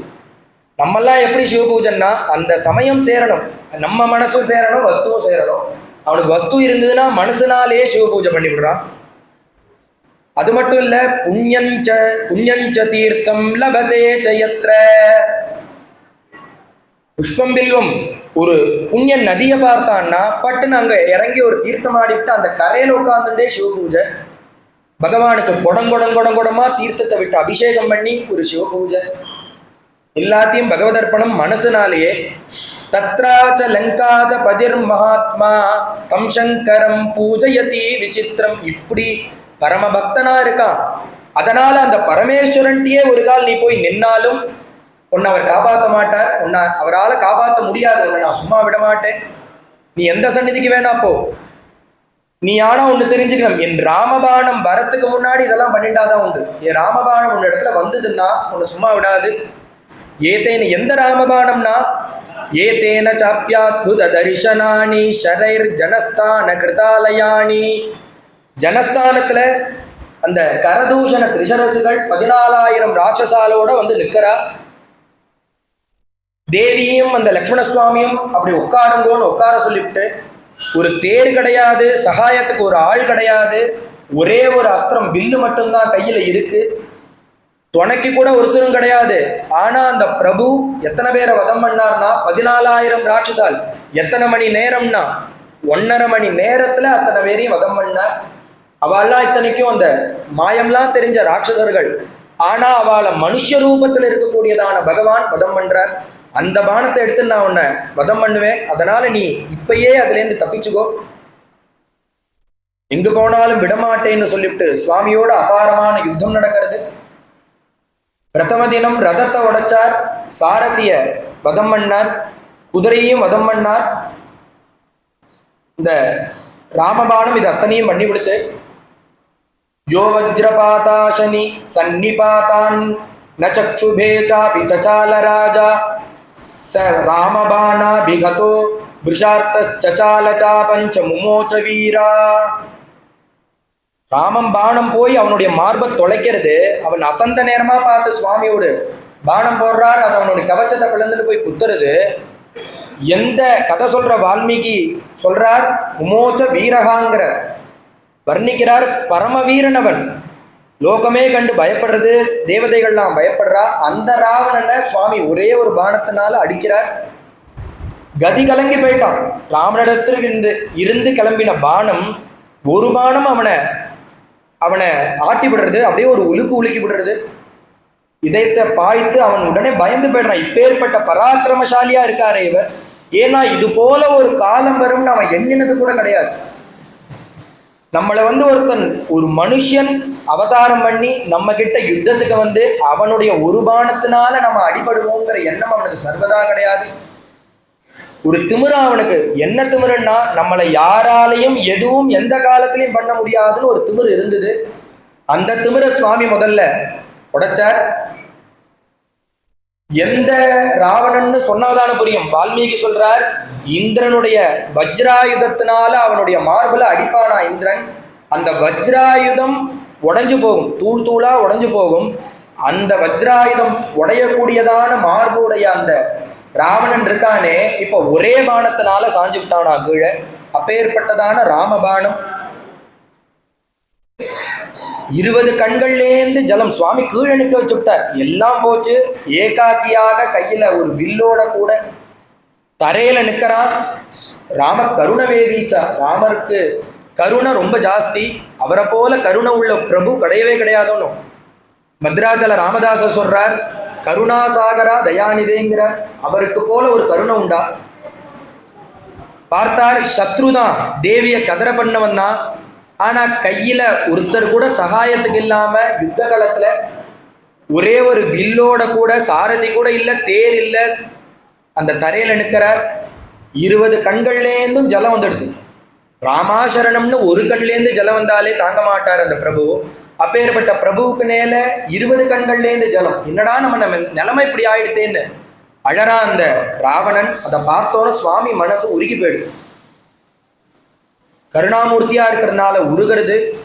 உருகினோன்னு அவர் சொல்றாரு, அப்பா நீ ஒன்றும் கெட்டு போகல, நீ இன்னைக்கு உன்னை நான் ரொம்ப சிரமப்படுத்தி விட்டேன், நீ ஆத்துக்கு போ, கொஞ்சம் ரெஸ்ட் எடுத்துக்கோ, ஸ்நானபானம் பண்ணு, ஏன்னா அவசரத்தில் இருக்கிறதுனால உனக்கு ஒன்றும் தெரியாது, முடிவெடுக்க முடியாது. நீ ஆத்துக்கு போய் நல்லா ஸ்நானம் பண்ணி ஒரு நல்ல முடிவா எடுத்துட்டு நாளைக்கு வந்து ராமா நான் தெரியாம உன்னுடைய தேவியை எடுத்துட்டேன்னு சொன்னாலும் சரி, எடுத்துட்டு போயிட்டேன்னு சொன்னாலும் சரி, இல்ல ஆஞ்சநேய சுவாமி சொன்னது போல அங்க இருந்தா தேவி கூட்டின்னு வந்து விட்டேன்னு சொன்னாலும் சரி, என்ன நீ சொல்லி விடுறையோ சரணம்னு நீ விட்டே ஆனா, சரணம்னு கூட விட வேண்டாம், உன்னுடைய பொருளை உங்ககிட்ட ஒப்படைச்சேன்னு கொண்டு வந்து கொடுத்தே ஆனால் உன்னை நான் மன்னிச்சு விடுவேன். நாளைக்கு உன்னை நான் நீ வா, உன்னை மன்னிக்கிறேன். இந்த கம்பர் சொல்றார், இன்று போய் நாளை வா என்று விளம்பிய இறைவன் வந்தான்ங்கிற. இங்கல்ல, அந்த அயோத்தியக்கு ராமர் போற காலத்துல எந்த ராமன் வந்தான்னா அந்த சத்ருவை இன்று போய் நாளை வான்னு மன்னிச்சானே ஒரு பிரபு, அவன் அங்க அயோத்திக்கு வந்தான்னு கம்பர் சொல்றார். அந்த பிரபு அப்படி அவருக்கு ஒரு விதமான ஒரு சலுகையை கொடுத்தாரு. அவனுடைய பரிதாப நிலையை பார்த்து நாளைக்கு வாடா ராவணான்னு அனுப்பி வைக்கிறார். கச்சதானுஜானாமி ரணார்திதஸ்வம் பிரவிஷ்ய ராத்ரிஞ்சராஜ லங்காம் ஆஸ்வாஸ்ய நிர்யாதியத் ரதம் ச தன்வி ததா பலம் திரக்ஷசி மே ரதஸ்தா. புது ரதம், புது சாரதி, புது தேரோட கூட நாளைக்கு புது அம்பரா தூணி பானங்களோட என்னை வந்து பாரு இந்த யுத்த காலத்துல. நீ ராமாசரணம்னா யுத்தம் கிடையாது, நான் அப்படியே கிளம்பி ஊருக்கு போயிடுவேன் தேவியை வாங்கிட்டு. இல்லை யுத்தம் தான் பண்ணணும்னு நினைச்சேன்னா உன்னுடைய வதம் நிச்சயம், நீ அதற்கு மனசை ஸ்திரப்படுத்தி நீ என் கூட யுத்தத்துக்கு வான்னு சொல்ல அனுப்பி வச்சு விட்டார். லங்கையுடைய வீதியில முதல் தடவையா புஷ்பக விமானத்துல வந்துட்டு போயிட்டு இருக்கான். முதல் தடவையா அந்த லங்கா வீதியில நடந்து போறான் அந்த ராவணன். போற காலத்துல பயந்து போறானா. என்னத்தை நினைச்சு பயந்து போறான்னா, ராமருடைய பானத்தினுடைய வேகம் இப்படி இருக்கே, இது என்ன பண்ணுமோ அப்படின்னு நினைச்சு பயந்து போறான். பிரம்மதண்ட பிரகாஷானாம் வித்யுத் சதிருஷ வர்ச்சசாம் ஸ்மரண்ணே ராகவ பானானாம் விவ்யதே ராட்சசேஸ்வரா. ராட்சசேஸ்வரனான ராவணன் பயந்தான். எதை பார்த்துன்னா ராமருடைய ஒரு பானத்தை நினைச்சு மனசுல பிரம்மதண்டம் போல இருக்கே அதனுடைய வேகம். அது மட்டும் இல்ல, அதனுடைய வேகத்தை நம்மளால கணிக்க முடியல. எது போல இருக்குன்னா, மின்னல் எப்படி வேகமா வருமோ வந்துட்டு போறதே தெரியாதோ அந்த அளவு வேகமா இருக்கே இந்த ராம பானம். அதை என்ன பண்ண முடியும்னு பயந்துட்டே ராஜ்யத்துக்கு வரான். மந்திரி சபையை கூட்டி அடுத்தது யாரை அனுப்பலாம்னு முடிவு பண்ணிட்டு கும்பகர்ணன் தூங்கிட்டு இருக்கான். பல மாச காலமா தூங்கிட்டு இருக்கான். அவனை எழுப்பி நீ யுத்தத்துக்கு போன்னு அனுப்ப. எழுப்புறா அந்த கும்பகர்ணனை எழுப்பவே முடியல. உதகும் பசதம் மன்யா அந்ய சமச்சிந்தித கர்ணயோகோ. அந்த கும்பகர்ணனை எழுப்புறதுக்கு என்ன வியாதின்னு பார்த்தா, எழுப்பி பார்த்தா எழுந்திருக்கல. காதுல குடங்குடமா வீரர்களை விட்டு ஜலத்தை விட சொல்லி எழுப்பினா அவன் பசிக்கிறதுங்கிறான். அவனுக்கு நிறைய ஆகாரங்களை கொடுத்தான். ஒரு வீரன் வந்து சொல்றான், உங்க அண்ணா உங்களை யுத்தத்துக்கு போக சொல்றார், அதனால் நீங்க ராமர் வந்தாச்சு, யுத்தம் தொடங்கியாச்சு, முதல் நாள் பிரதம யுத்தமும் முடிஞ்சிடுச்சு, நீங்க போய் உங்க அண்ணாவுடைய ஆக்ஞை, நீங்க போய் யுத்தத்தை ஆரம்பிங்கன்னு சொல்ல, நான் அண்ணாவை பார்த்துட்டு போறேன்னா. நீங்க போற போக்குல அண்ணாவை பார்த்துட்டு போங்க. இல்ல நான் கும்பகர்ணன் சொன்னா நான் யுத்தம் முடிஞ்ச பிறகு வந்து அண்ணாவை பார்த்துக்கிறேன்னா, வந்த அந்த ராட்சசன் சொன்னா நாளைக்கு உங்க அண்ணா இருக்க மாட்டார், நீங்களும் திருப்பி அவரை பார்க்க முடியாது, வந்திருக்கிறது அவ்வளவு பராக்கிரமசாலிகளா இருக்கா, அதனால இப்பயே போய் உங்க அண்ணாவை பார்த்து விடுங்கன்னு சொல்ல ராவணனை புடிப்புடியா வச்சானான். ஏன்னா நீ எதையுமே பிளானே இல்லாம பண்ணிட்டு இருக்க. இதெல்லாம் முன்கூட்டியே ஒரு பிளான் பண்ணியிருந்தா அவளுக்கு எதையாவது அவளை பண்ணியிருக்கலாம். தேவியை அழிச்சுன்னு வந்ததை ஒருத்தர்கிட்ட கூட சொல்லல. அதையும் கொண்டு போய் தேவி எக்ஸ்டென்ஷன்ல அசோகவனத்துல வச்சுவிட்ட, யாருக்குமே தெரியாது. அவ நெருங்கி வந்தோடனே மந்திரி சபையை கூட்டி என்ன பண்ணலான்னு ஆலோசனை பண்ற. இப்ப எல்லா பலமும் போயிடுத்து, போன காலத்துல என்ன எழுப்பி யுத்தத்துக்கு போங்கிற ஒரு பிளானே இல்லாம இப்படி பண்றிய யுத்தம். நானும் இப்ப போக மாட்டேன்னு சொல்லுவேன், ஆனா போய் தான் தீரணும். ஏன்னா அவன் கூட பிறந்துட்டேன், எனக்கு கடமை அது, நான் தர்மத்தை மீற மாட்டேன். உன் கூட பிறந்த பாவத்துக்கு உயிர் போனாலும் சரி இந்த யுத்தத்தை நான் பண்ணியே தீருவேன்னு கிளம்பி போறான் கும்பகர்ணன். பார்த்தா அவன் வரத பக்கம் பக்கமா வர்ணிக்கிறார் வால்மீகி. ஒரு பெருத்த சரீரம், இந்த மதில் கோட்டை சிவரை அனாயாசமா ஒத்த காலில் தாண்டி வரான். அவன் வர அந்த வேகத்தையும் பராக்கிரமத்தையும் பார்த்தா சுவாமி பயந்து போறார். சுவாமி யாரா விபீஷனா, இப்படி ஒரு உருவத்தோட ஒருத்தன் வரானே, எந்த ராட்சசன் அது கேட்க, அவன் என்னுடைய அண்ணா. உடனே சுவாமி கேட்கிறார், உங்க அம்மா தான் இவனை பெத்தாளான்னு கேட்கிறார். உன்னையும் அவதான் பெற்றிருக்கா, அவளையும் அவதான் பெத்தாளா? என்ன உருவம், மிருகச் சரீரம், என்ன பண்ண முடியும் அந்த சுக்ரீவன்? சுவாமிக்கே யோஜனையா. அப்படி வரா அந்த கும்பகர்ணன், யுத்தமே கிடையாது, கையால தட்டுறா 4 பேர், காலால தட்டுறா 4 பேர், வானரங்கள் போயிட்டே இருக்கா. பார்த்தா யுத்தம்னு தனியா கிடையாது, அங்க இருக்கிற குரங்குகளை எடுத்து ராட்சசாலோட பட்டு பட்டு பட்டு பட்டுன்னு முழுங்குறான். ஜாட்டராக்னியில போய் பல குரங்குகள் ஜீவனை விடுறது. உடனே இதை பார்த்த சுக்ரீவன் முந்திரி கொட்டை மாதிரி முன்னாடி போய் அவனுடைய பராக்கிரமம் தெரியாதபடிக்கு நேரா போய் அவனுடைய முதுகு வழியா ஏறி அந்த கும்பகர்ணனோட முதுக தொத்தின்ட்டான். அவன் பார்த்தா அடிச்சு கும்பகர்ணன் அவனுடைய தோல்ல கொண்டு கிளம்பி போயிட்டான். போகும்போதே முழிப்பு வந்துருத்து. அந்த லங்கா வீதியில போற காலத்திலேயே அந்த சுக்ரீவனுக்கு முழிப்பு தட்டிடுச்சு. ஏன்னா அங்க இருக்கக்கூடிய அந்த ஜனங்கள்லாம் நம்ம ராஜா கும்பகர்ணன் இந்த சுக்ரீவனை தோல்ல போட்டுட்டு போறான்னு எல்லாம் ஜெயகோஷம் பண்ண, அதுல முழிப்பு தட்டிடுது. முழிப்பு தட்டோன்னா கண்ணை முழிச்சுக்கல, ஏன்னா கபடியோனோ வானரனோனோ கபடி. உடனே கண்ணு கொட்டாம அப்படியே படுத்துட்டு இருக்கான். பட்டுன்னு அந்த கும்பகர்ணன் அசந்த சமயமா பார்த்து அவனுடைய 2 கையை 2 காதலையும் வாயை எடுத்து மூக்குல வச்சுட்டு கவிண்டு பிச்சை எடுத்துட்டு ராமனுடைய சந்நிதியில வந்து நின்றுட்டாராம் சுக்ரீவன். சுவாமி சொன்னார், இது போல அசடு போல காரியத்தை பார்க்காத, உனக்கு ஏதாவது ஒன்று ஆச்சுன்னா நான் என்ன பண்ணுவேன், இது போல அசடு போல காரியத்தை பார்க்காதன்னு சொல்லிவிட்டு புத்திசாலியாக சாமர்த்தியமாக யுத்தத்தை கையாளணும்னு சுவாமி உபதேசம் பண்ண. அவனோட அபாரமான யுத்தம் முடிஞ்சது. அவனுடைய சிரசை வதம் பண்ணிவிட்டார் சுவாமி. கும்பகர்ண சிரோபாதி குண்டலாலங் கிருதம் மகத்து. அவனுடைய ஒரு பக்கத்து குண்டலம் அப்படி உருண்டு வருது, அவ்வளோ பெருசா இருக்கு அவனுடைய மிருகச் சரீரத்திலேருந்து. கும்பகர்ணனை வதம் பண்ணார். அடுத்தபடியாக இதை பார்த்தா இந்த யுத்தம் இவ்வாளை சமாளிக்க முடியும் தோல்ல அந்த இந்திரஜித்துக்கு. இது நடந்துட்டு இருக்கிற காலத்திலேயே அவன் என்ன பண்ணான், நிகும்பிலன்னு பக்கத்துல ஒரு இடம், இந்த ராமலக்ஷ்மணால சாதாரணமான அஸ்திர சஸ்திரங்கள் போட்டு ஜெயிக்க முடியாதுங்கிறது தெரிஞ்செடுத்து, அவ அவதார புருஷாங்கிறது தெரிஞ்சுட்டு அந்த நிகும்பிலைக்கு போய் ஒரு யாகத்தை தீர்மானம் பண்ணி நடத்துறான். அதுலேருந்து ஒரு திவ்ய ரதம் வரும், அதை எடுத்துன்னு வந்தா இவாளுக்கு ஜெயம்ங்கிறத தெரிஞ்சுட்டு அந்த யாகத்தை ஆரம்பிச்சு நடத்தின்னு இருக்கான். இது யாருக்குமே தெரியாது அந்த நிகும்பில எங்க இருக்குங்கிறத. தேர உத்தேசம் பண்ணி யாகம் நடத்தின்னு இருக்கான். இது அவளுக்கு தெரியாம இருக்கணுங்கிறதுக்காக ஒரு மாயா சீத்தையை உருவாக்கி அவளை ஒரு புஷ்பக விமானத்துல வச்சு, தேவி போலேயே இருக்கு அந்த பிம்பம், அதை எடுத்துன்னு வந்து இந்த ராமலக்ஷ்மணாளுக்கு முன்னாடி வச்சு சிரச்சேதம் பண்ணி வதம் பண்ணி விடுறான். ராமரும் லக்ஷ்மணும் பார்த்து ஹோன்னு அழறா.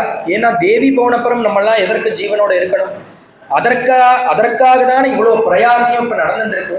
அந்த தேவியே போனப்புறம் நம்ம எதுக்கு உயிரோடு இருக்கணும்னு வருத்தப்பட, உடனே பக்கத்துல இருக்கக்கூடியதான ராட்சசனான விபீஷண சுவாமி அழாதீங்கன்னு. ஏன் தேவி போறா, அழாதங்கிறியேன்னா தேவி போகவே இல்லை. இப்ப அந்த இந்திரஜித் வந்து வதம் பண்ணானே, அது யாருன்னா அது மாயா சீத்தை. இது எங்க அசுராள்லாம் எங்களுக்கெல்லாம் ஒரு மாய தெரியும், வித்தை தெரியும். எங்களுடைய மாயினால அந்த இந்திரஜித் என்ன பண்ணியிருக்கா, ஒரு தேவியை கல்பனை பண்ணி சிருஷ்டி பண்ணி அந்த தேவியை எடுத்துன்னு வந்து உங்களுக்கு உங்ககிட்ட வதம் பண்ணுவது போல உங்களுக்கு கண்ணில் காமிச்சுட்டு போக காமிக்கிறான். ஆனா அவன் சைட்ல இன்னொரு காரியம் பண்ணிட்டு இருக்கான். பக்கத்துல நிகும்பிலங்கிற க்ஷேத்திரத்துல அவன் ஒரு யாகத்தை நடத்திட்டு இருக்கான். அந்த யாகம் பூர்த்தி ஆச்சுன்னா அதுலேருந்து ஒரு திவ்ய ரதம் வரும், அதை எடுத்துன்னு வந்தா அவனுக்கு ஜெயம் வரும். அதனால அந்த யாகத்தை முதல்ல தடுத்து நிறுத்தணும் அப்படின்னு சொல்லி இந்த விபீஷணன் சொல்ல, இதை உத்தேசம் பண்ணி தான் சுவாமி முன்னாடியே அந்த விபீஷணை தம் பக்கம் வச்சுட்டு இருக்காரு. ஏன்னா சத்ரு பட்சத்தினுடைய பலாபலம் தெரியணும். அவன் அவன் யாரு, எங்கிருந்து வந்திருக்கா, அவளுக்கு என்ன பலம்னு தெரியணுங்கிறதுக்காக இத உத்தேசம் பண்ணிதான் இந்த சுக்ரீவனை இந்த விபீஷண சுவாமி தன் வசப்படுத்தி வச்சிருக்கார். இந்த ரகசியத்தெல்லாம் சொல்ல லக்ஷ்மண சுவாமி கிளம்பி அங்க போக இந்திரஜித்தோட அபாரமான யுத்தம். 3 நாட்கள் நடக்கிறது இந்த யுத்தம். இந்திரஜித்தால இந்த லக்ஷ்மண சுவாமியால அந்த இந்திரஜித்தை எதுவுமே பண்ண முடியல. எல்லா அஸ்திர சஸ்திரங்களும் போட்டு பார்க்கிறார், எதுவுமே பண்ண முடியல. உடனே பார்த்தார், இதனால அந்த இந்திரஜித்தை வதம் பண்ண முடியாது. உடனே பார்த்தா ஒரு அஸ்திரத்தை எடுத்து அவன் முன்பே வரமாகியிருக்கான். 14 வருஷங்கள் யார் ஒருவனுக்கு தூக்கம் இல்லாம இருக்கோ அவன் கையால தான் மதத்தை அடைவேன்னு முன்பே வரன் வாங்கியிருக்கான். இந்த லட்சுமண சுவாமி ராமகைங்கரியத்துக்கு வந்த பிறகு 14 வருஷம் தூங்கவே இல்லை. அது மட்டும் இல்ல, அவன் இந்த அஸ்திரத்தினால அவனுக்கு வதம் கிடையாது. எந்த அஸ்திரம் போட்டாலும் அதை அவன் முறியடிச்சு விடுறான். உடனே சுவாமி பார்க்கிறார், லட்சுமண சுவாமி புதுசான ஒரு அஸ்திரத்தை சிருஷ்டி பண்ற. என்ன அஸ்திரம்னா, தர்மாத்மா சத்யசந்தஷ்ச ராமோ தாசரதிர்யதி பௌருஷேச்சா பிரதிபந்தம் சரைனம் ஜகிராவணிம். இந்த பிரபுவின் மேட பாரத்தை போட்டு தர்மாத்மாவான அந்த பிரபு சத்யசந்தஷ்ச ராமோ தாசரதிர்யதி இந்த சுவாமியின் மேல புதுதாக ஒரு அஸ்திரத்தை உண்டு பண்ணி அந்த புது அஸ்திரத்தினால அடிக்கிறார். இந்திரஜித்தினுடைய அவனை சிரத்தை வதம் பண்ண இந்திரஜித் வதமாகிறது.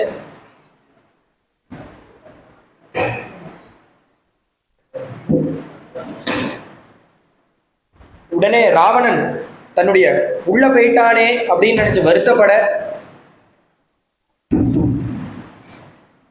அடுத்தபடியாக அடுத்த என்ன பலம்னா மூலபலம் இருக்கு. இது எக்ஸ்ட்ரா ஃபோர்ஸ், அதை அனுப்பி வைக்கிறான். இது சேமிப்புல இருக்கக்கூடியதான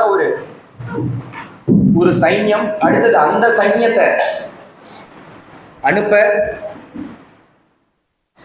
இந்த பக்கத்துல இருக்கக்கூடியதான விபீஷணன் சொல்றார், எங்க அண்ணா மூலபலத்தை அனுப்பியிருக்கார், என்ன பண்றதுன்னா சுவாமி மூலபலமான வாக்குல கேட்டுண்டே ஒரு அஸ்திரத்தை பிரயோகம் பண்றார். என்ன அஸ்திரம்னா சம்மோகனாஸ்திரம்னு ஒரு அஸ்திரத்தை பிரயோகம் பண்றார். ஏததஸ்திரம் பரம் திவ்யம் மமாச்ச திரியம்பகஸ்யவா மமவா திரியம்பகஸ்யவா. சுவாமி பக்கத்தில் இருக்கக்கூடிய விபீஷணன்ட்ட சொல்றார், அது என்னன்னா சம்மோகனாஸ்திரம். 1 10 ஆகும், 10 20 ஆகும், 10 100 ஆகும், 100 1000 ஆகும், 1000 லட்சமாகும். பார்க்குறவா கண்ணுக்கெல்லாம் அப்படி தெரியும்.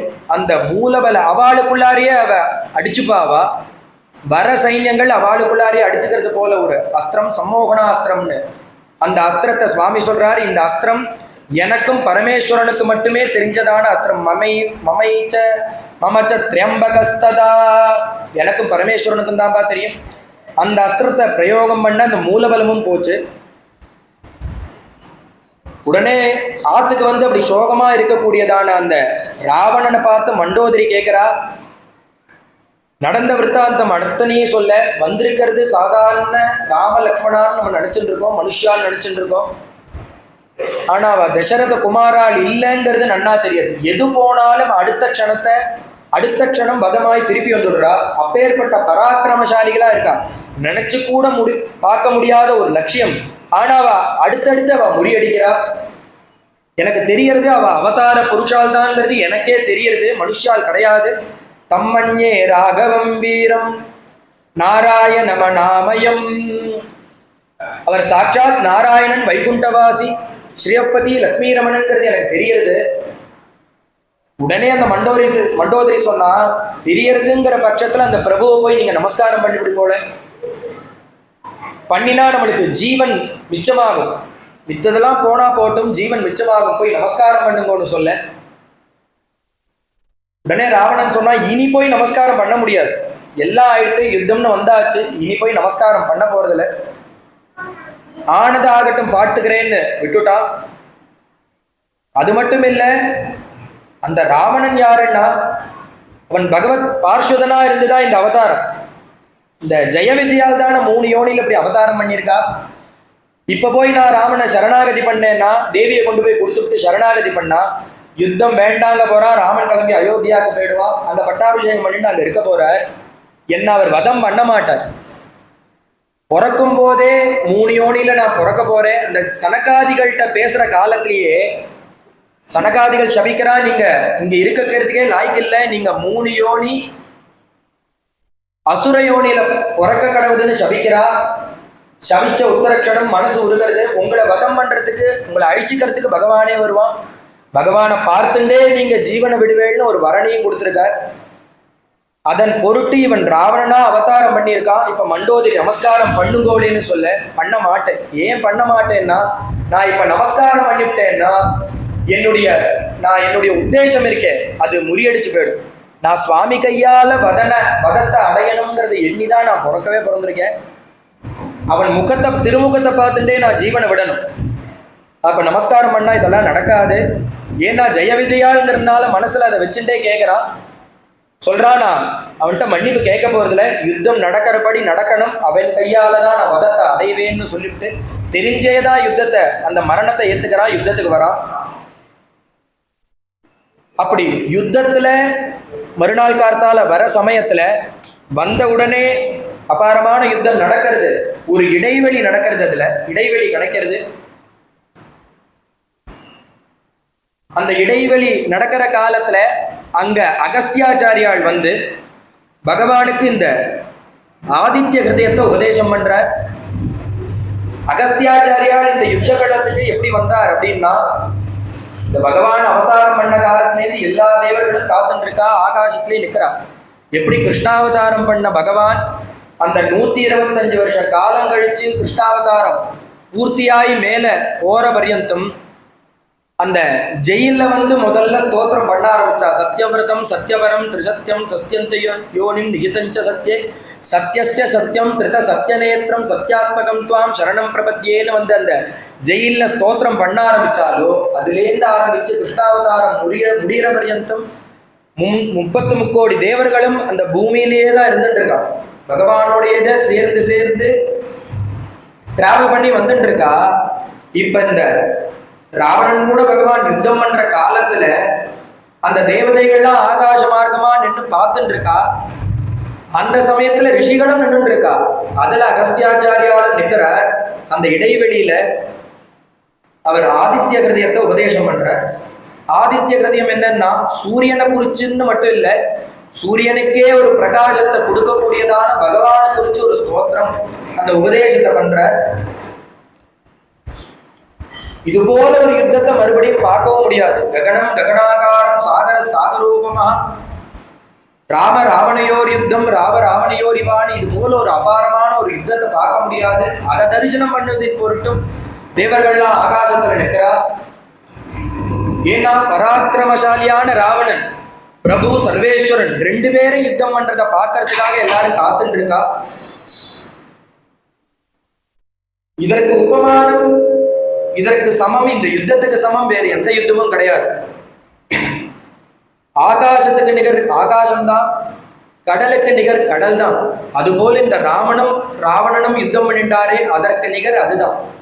மகாபாரத யுத்தம் நடக்கிற காலத்துல சுவாமியுடைய அந்த தேர்தட்டுல ஆஞ்சநேய சுவாமி அந்த குடியில பிரத்யட்சமா இருக்கார். இருக்கிற காலத்துல யுத்தம் நடந்துட்டு இருக்கு. மேல இருக்கக்கூடிய அந்த ஆஞ்சநேய சுவாமியை பகவான் பார்த்து சொல்றார், ஏ ஆஞ்சநேயா, கைய கூப்பி கண்ணை மூடின்னு இருக்கார், பிரத்யட்சமா இருக்கார் அந்த துவஜத்துல.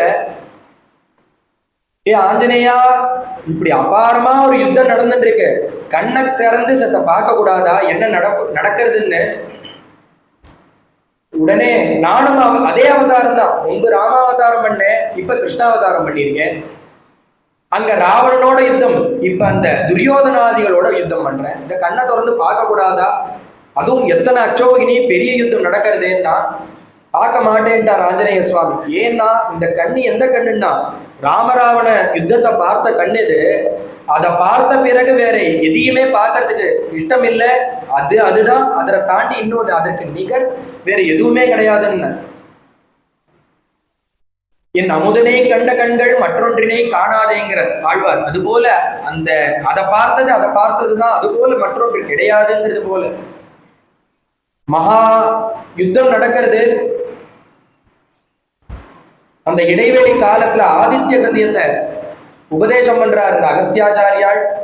ததோ யுத்த பரிஸ்ராந்தம் சமரே சிந்தையா ஸ்திதம் ராவணம் சாக்ரதோ திருஷ்ட்வா யுத்தாய சமுபஸ்திதம் தெய்வதைச்ச சமாகம்ய துஷ்டுமப்யாகதோரணம் உபாகம்யாத்ப்ரவீத் ராமம் அகஸ்தியோ பகவான் ரிஷிஹி ராம ராம மகாபாகோ ஸ்ருணுகுஹ்யம் சனாதனம் ஏஷ சர்வான் ஹரீன் வத்ஸ சமரே விஜயிஷ்யசி ஆதித்ய ஹிருதயம் புண்ணியம் சர்வசத்ரு விநாசனம் ஜயாவகம் ஜபேன் நித்யம் அக்ஷயம் பரமம் பதம் சர்வமங்கள மாங்கல்யம் சர்வபாப பிரணாசனம் சிந்தாசோக பிரசமனம் ஆயுர்வர்தனம் உத்தமம்.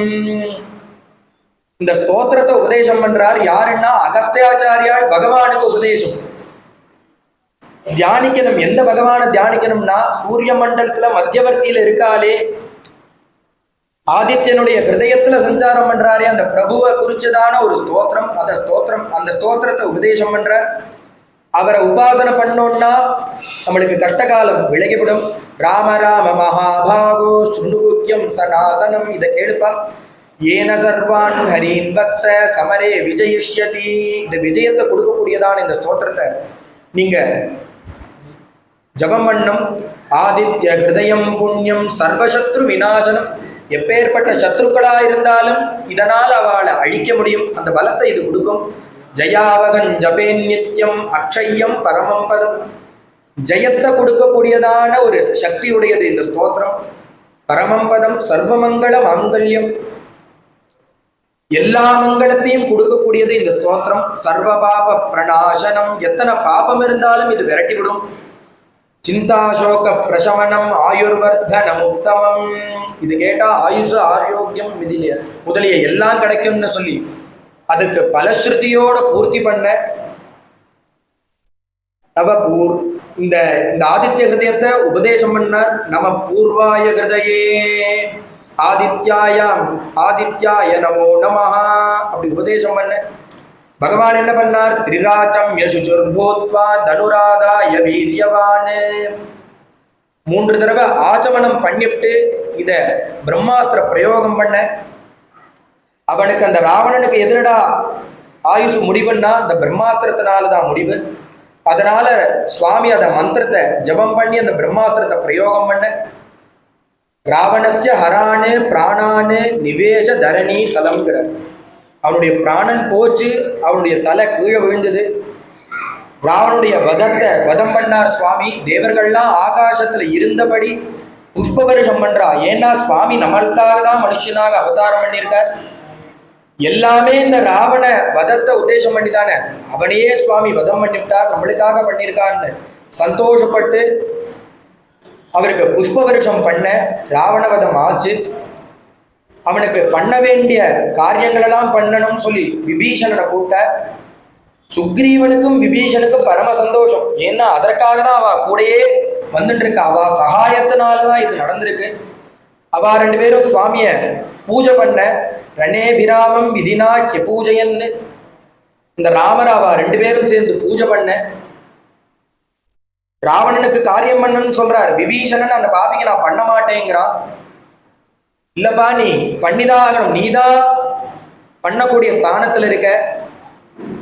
மரணாந்தானி வைராணி நிர்வருத்தம் ந பிரயோஜனம். ஒருத்தன் உயிரோடு இருக்கிற காலத்திலேயே வைரபாவத்தை அவன்கிட்ட வைக்கக்கூடாது. அப்படி இருக்கும்போது நீ ஒருத்தன் மரிச்ச பிறகும் அவன்கிட்ட வைரபாவத்தை காமிக்கிற. அதுவும் சாதாரணமா மனுஷன்டையே காமிக்க கூடாது. நீ உன் சொந்த பிராதாட போய் காமிக்கிறியே, இது தகுமா? அதனால அவனுக்கு நீ பண்ண வேண்டிய காரியங்களை பண்ணணும்னு சொல்லி உபதேசம் பண்ண. காரியத்தை விபீஷண சுவாமி பூர்த்தி பண்ணார். ஏதன் மத்தியத்துல சுவாமி தேவிக்கு மங்களமான செய்தியை சொல்லி அனுப்பணும். ஏன்னா உபவாச கிருஷாந்திரினான்னு தேவி அங்க தவிச்சுட்டு இருக்கா. ராமர் எப்ப விடுவாரோ அந்த பிரபுவை எப்ப பார்ப்போமோ அவர் முகத்தை நான் பார்க்க மாட்டேன்னான்னு தேவி தவிச்சுட்டு இருக்கா. இது எதுவுமே ராமர் வந்ததோ ராவணவதம் ஆனதோ அந்த தேவிக்கு தெரியாது. தேவிக்கு முதல்ல செய்தியை சொல்லி அனுப்பணும்னு வைதேகி குஷலீராமஹ ச சுக்ரீவ ச லக்ஷ்மணஹ விபீஷண சகாயச்ச ஹரிணா சகிதோபலேஹி. சுவாமி ஆஞ்சநேய சுவாமிகிட்ட சொல்லி அனுப்புறார். ஏன்னா ஏற்கனவே போய் அவருக்கு பழக்கம் இருக்கு, அந்த எக்ஸ்டென்ஷன் அட்ரஸ் அவருக்கு மட்டும்தான் தெரியும். அதனால அந்த ஆஞ்சநேய சுவாமியை போய் பார்த்து தேவியிடத்துல இந்த மங்களமான செய்தியை நான் வந்துட்டேங்கிறதையும் சொல்லு, ராவண வதம் ஆயிடுத்துங்கிறதையும் சொல்லி தேவி சந்தோஷப்படுவா, அவ துக்கத்திலேருந்து முதல்ல வெளியில வருவான்னு சொல்லி அனுப்ப சுவாமி இங்க குதிக்கிறார். நமஸ்காரம், தேவியை நமஸ்காரம் பண்ணினார்.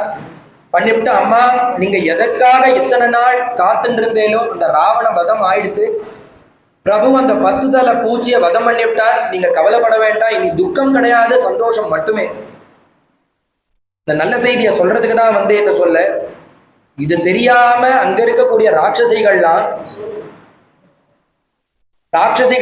என்ன பாடின்னு இருக்குன்னா சுத்தி முத்தி உட்கார்ந்துண்டு ராவணம் பஜ பர்த்தாரம்.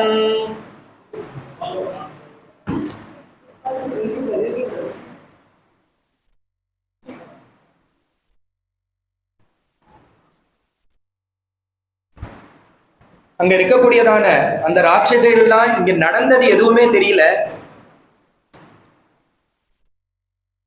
அங்க ராவண வதம் ஆயிடுத்து. இந்த குரங்குகள், இந்த ராட்சசர்கள்லாம் இங்க தேவி பக்கத்துல உட்கார்ந்துட்டு முன்பைய போலவே ராவணம் பஜ பர்த்தாரம்னு உட்காந்து பாட்டு பாடின்னு இருக்கு. உடனே அந்த சுவாமி பார்த்தார், இது எதுவுமே தெரியாம இங்க இவ பண்ணிட்டு இருக்கா, இவாளை வேணா நான் வதம் பண்ணிவிட்டுமா.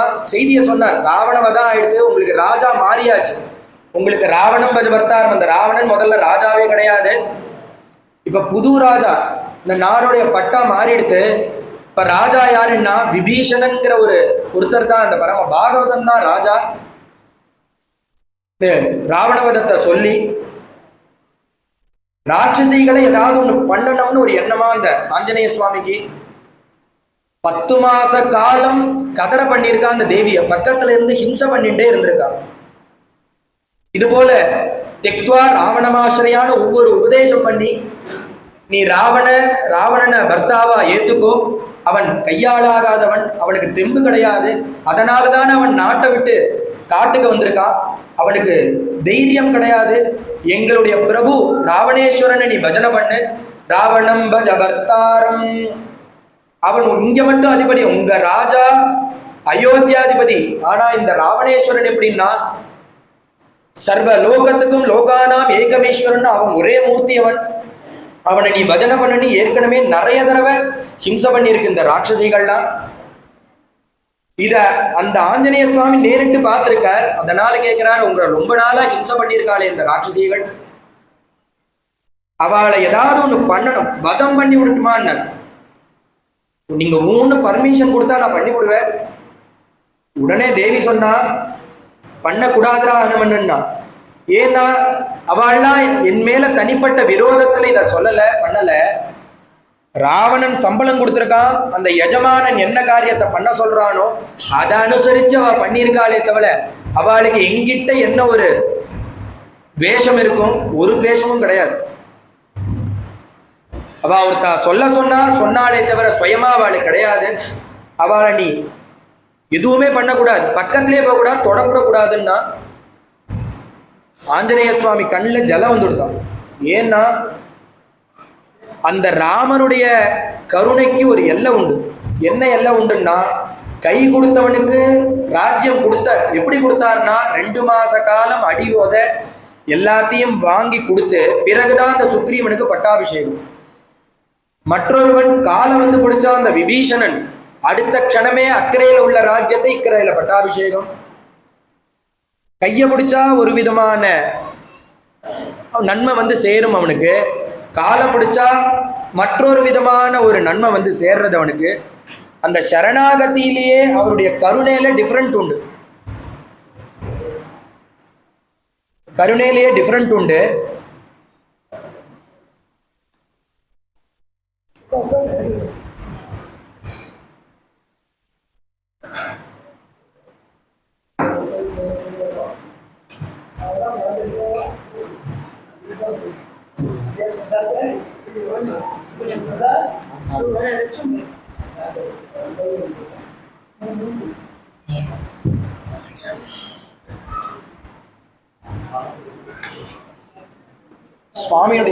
சுவாமியுடைய ஆஞ்சநேய சுவாமி சொன்னார், சரியா இல்லை ரெண்டுமே சுத்தமா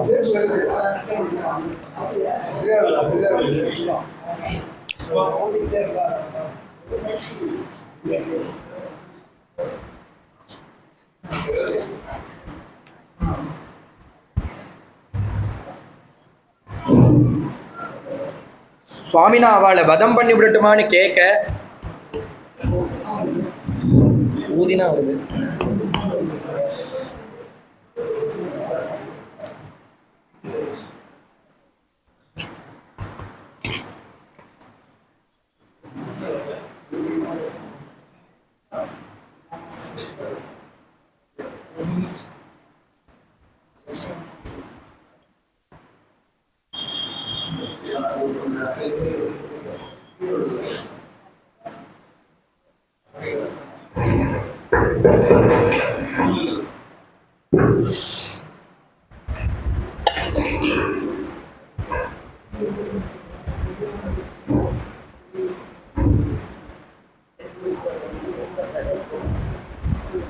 சுவாமி கேட்கிறார், இவங்க ஏதாவது ஒரு கட்டணமான தோன்றது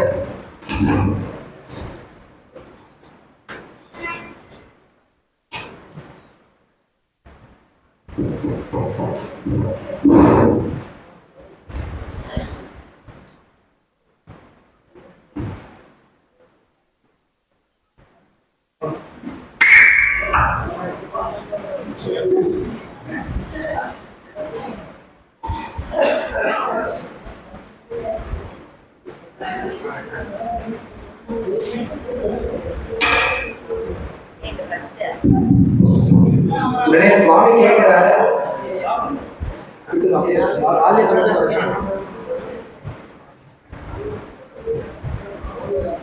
அவளை ஏதாவது செஞ்சா தேவலாமே, எனக்கு அப்பதான் மனசு ஆகும். ஏன்னா அவ்வளவு துக்கப்படுத்தி இருக்கா அவங்கள, நான் ஏதாவது பண்ணட்டுமான்னு கேட்கிறார்.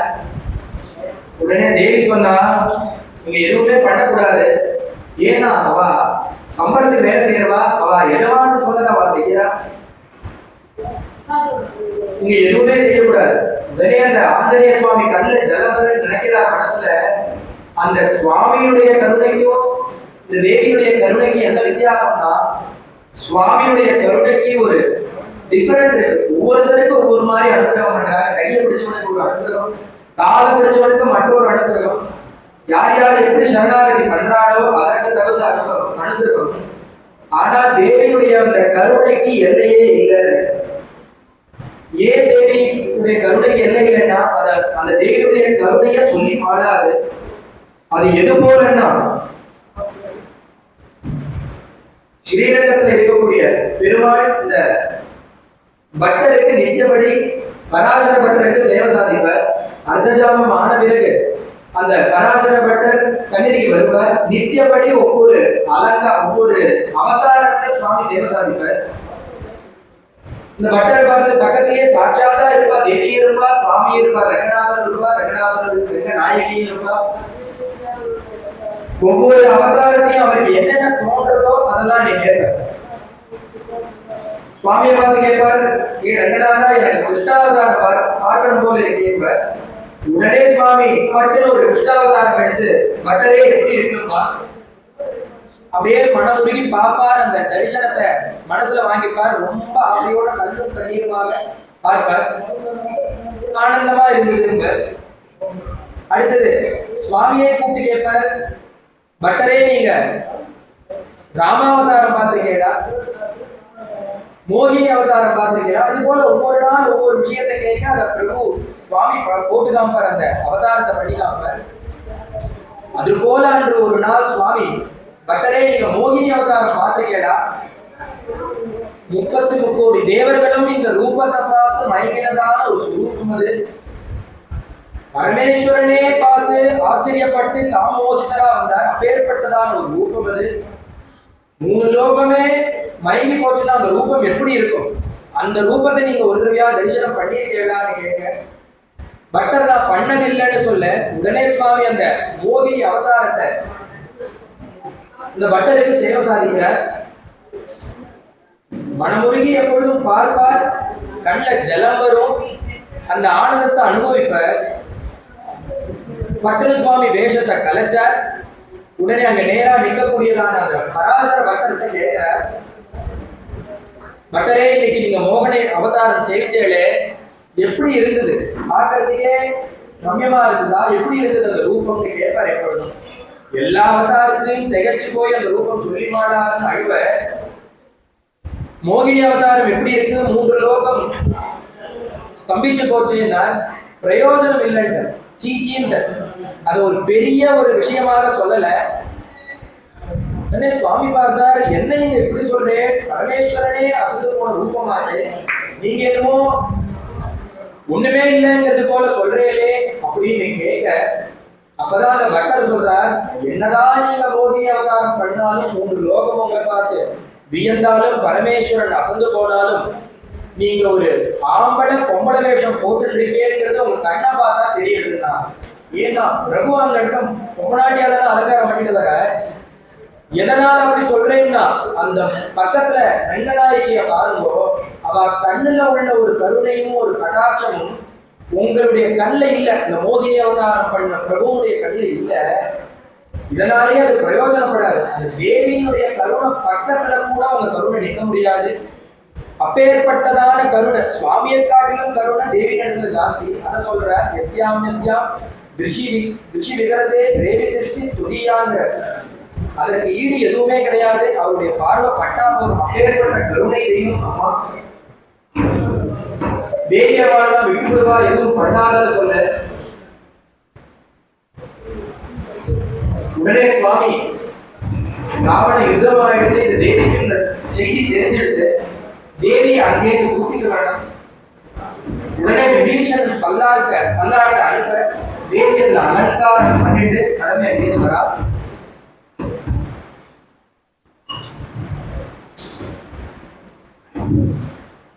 சுவாமி பார்த்த உடனே முதல் வார்த்தை, சாரித்ர தூஷிதா, நீ 10 மாசம் சத்ரு தேசத்துல இருந்திருக்க.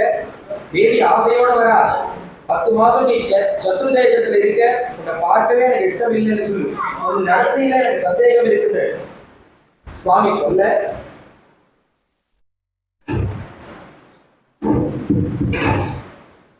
சுவாமி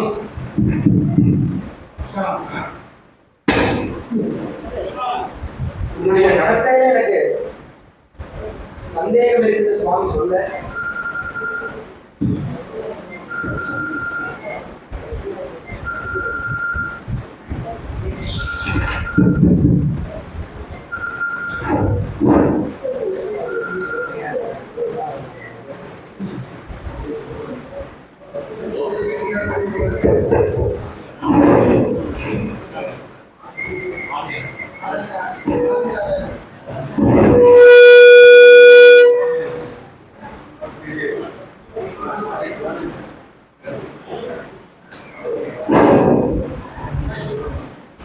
சுவாமி உடனே சொல்றார், அதனால எனக்கு நீ என் பக்கத்திலேயே வர வேண்டாம் சொல்ல. தேவி பார்த்தா இங்க நான் பக்கத்துல வரமாட்டேன். எப்ப நீங்க உங்க வாக்குனால இப்படி சொன்னீங்களோ, நான் எழுதுற சத்தியம் தான், எப்ப நீங்க இப்படி சொன்னீங்களோ உங்க பக்கத்துல வரமாட்டேன்னு சொல்லி என்னுடைய பாத்தியத்தை நீங்க சோதிச்சுட்டு அது சரியில்லைன்னு சொல்லிட்டு நான் அதை நிர்வகிக்காம வரமாட்டேன்னு சொல்லி பக்கத்துல இருக்கக்கூடிய லட்சுமண சுவாமியை கூப்பிட்டு அக்னியை மூட்ட சொன்னா. ஏன்னா தேவிக்கு என்ன எண்ணம்னா, அந்த லட்சுமண சுவாமி அன்னைக்கு அவ்வளவு சொன்னா அதை மீறி அந்த சுவாமியை மனசை புண்படுத்தினதால நம்மளுக்கு வியாசிக்கு 10 மாசம் சத்ரு தேசத்துல இருக்கும் போல ஆச்சு. அதற்கு பதில் என்னன்னா, அந்த லட்சுமண சுவாமியை விட்டு அக்னிய மூட்ட சொல்லி தேவி அதுல போய் இறங்குறா. உள்ள இருக்கக்கூடியதான அந்த அக்னி ஸ்வரூபமா பகவான் இருக்காரு, அக்னி பகவான்.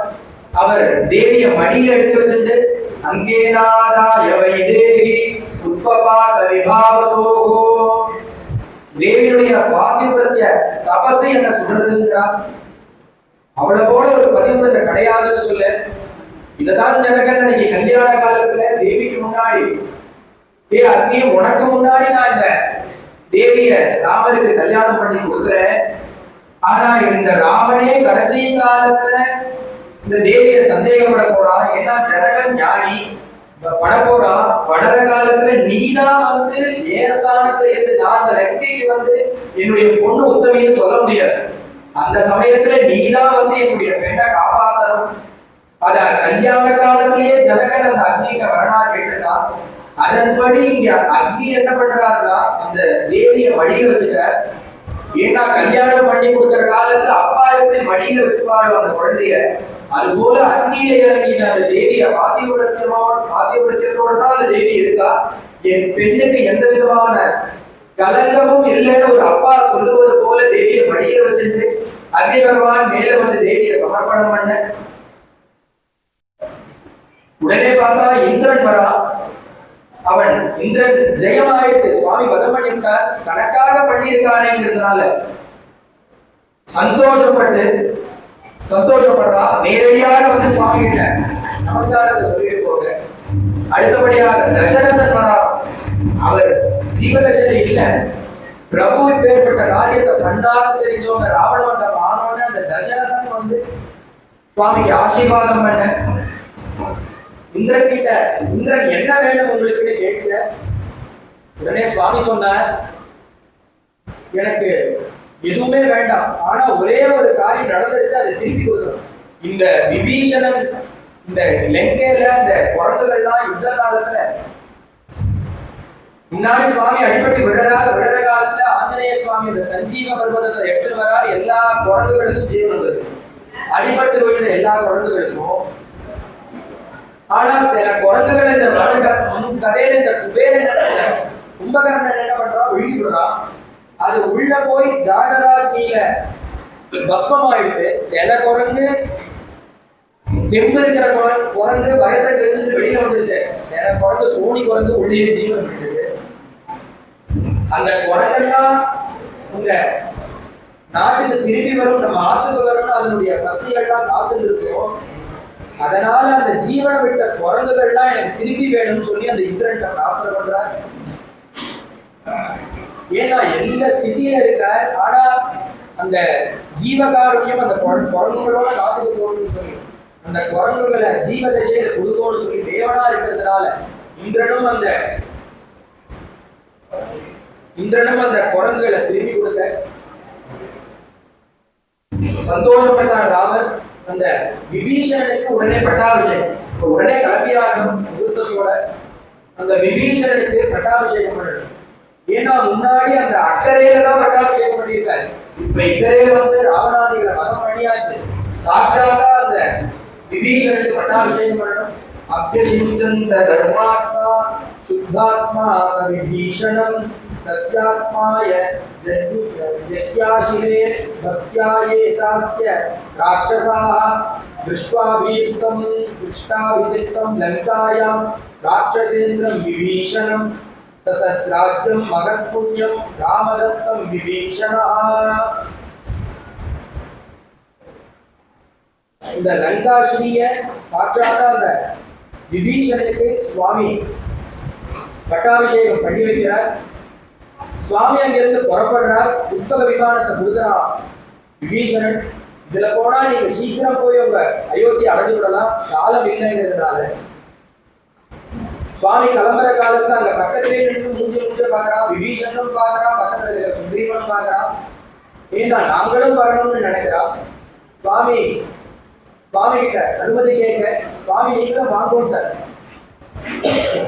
முன்னாடியே அந்த சுக்ரீவனுக்கு என்ன என்னன்னா, நம்மளா வானரானா இருக்கோம், இந்த காட்டுல இருக்கிற காலத்துல சுவாமி நம்மளை சத்தியம் பண்ணிப்பார், நாட்டுக்கு போனோம்னா நம்மளை மதிச்சு ஏத்துப்பாரான்னு ஒரு கபடமான ஒரு எண்ணம் இருக்குது. அதை மனசுல வச்சுட்டா நாங்கள் அயோத்தி வரலாமா?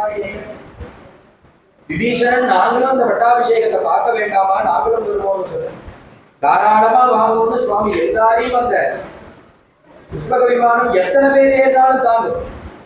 அதனால அந்த விமானத்துல ஏற்றிட்டார் சுவாமி. அப்படி கிளம்பி அயோத்திக்கு போறார். அந்த லங்கையிலேருந்து கிளம்பி மேல போய் நிற்கிறது அந்த விமானம். உடனே சுவாமி என்ன பண்றாரு, தேவியை கூப்பிட்டு காமிச்சார். நீ இந்த லங்கைய உன்னுடைய கருணையான கடாட்சத்தோட பார்க்கணும். 10 மாத காலமா நீ இந்த லங்கையில இருந்திருக்க. எப்படி இருந்திருக்க? சந்தோஷத்தோட இருந்திருக்கியோன்னா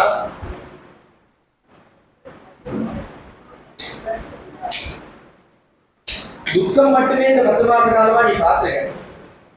அந்த ஆஞ்சநேய சுவாமிகிட்ட சொல்லும் போது சொல்றா தேவி, இந்த துக்கத்தை தவிர இந்த லங்கையில வேற எதுவுமே இல்லை. அந்த ராவனுடைய கடும் சொற்கள், இந்த ராட்சசிகள் பக்கத்துல வந்து ராவணங்கள் வந்தாரம் எப்ப பார்த்தாலும் பாடிட்டே இருக்கா. அதனால என் மனசு முழுக்க துக்கம் தான் நிறைஞ்சிருக்கு. ஏன்னா பிரபுவை நான் பார்க்கல, அவருடைய ஸ்மரணம் மட்டும்தான். நீ என்ன பண்ற அனுமனே, நீ என்னுடைய சந்தேகத்தை போக்க ராமாயணம் சொன்ன. 2வது தடவை ராமாயணத்தை சொல்லி அந்த ராமாயணத்தை நான் சொல்ல நினைக்கல. 3வது தடவை ராமாயணம் சொன்னையானா எந்த துக்கமும் என்ன அண்டாதுன்னு கேட்டு வாங்கிட்டு இருக்கா ராமாயணத்தை. நீ 10 மாச காலம் இந்த லங்கையில இருந்திருக்க. துக்கம் துக்கம் துக்கம் தான், வேற எதுவுமே இல்லை. கண்ணில் ஜலம் வந்து அழுதுண்டே இருந்திருக்க. ஒரு சுமங்கலி ஆத்துல ஒரு நாள் விளக்கேற்ற வேலை ஏற்ற வேலையில அழுதாலே தாங்காத ஒரு ஆத்துது. 10 மாச காலம் யார் அழுதுருக்கான்னா தேவி சாட்சாத் மகாலட்சுமி. அனவரதமும் அந்த பதியை நினைச்சு பர்த்தாவை நினைச்சு ஒரு நாட்டில இருந்து துக்க தத்தையாக இருந்திருக்கா. இதற்கு விமோசனமே கிடையாது. நீ கிளம்பிட்டேனா இந்த லங்கையே பொசுங்கி போயிடும். நீ இருக்கிறதுனால இருக்கு இந்த லங்கை. அதனால நீ என்ன பண்ணணும்னா சந்தோஷத்தினால உன்னுடைய மனசு குளிர்ந்த மனசோட இந்த லங்கையை ஒரு வாரி பார்க்கணும். ஏன்னா மேல ராஜ்யத்தை ஆள போறது பரம பக்தனான விபீஷன், அவனுக்கு தான் கும்பாபிஷேகம் பண்ணியிருக்கோம். நீ பாட்டினுடைய கோபத்தோட பார்த்தீங்கன்னா அவனும் சேர்ந்து அழிவிடுவான். நல்லவாள் போகக்கூடாது, நல்லவாளுக்கு எதுவும் ஆணி ஏற்படக்கூடாது.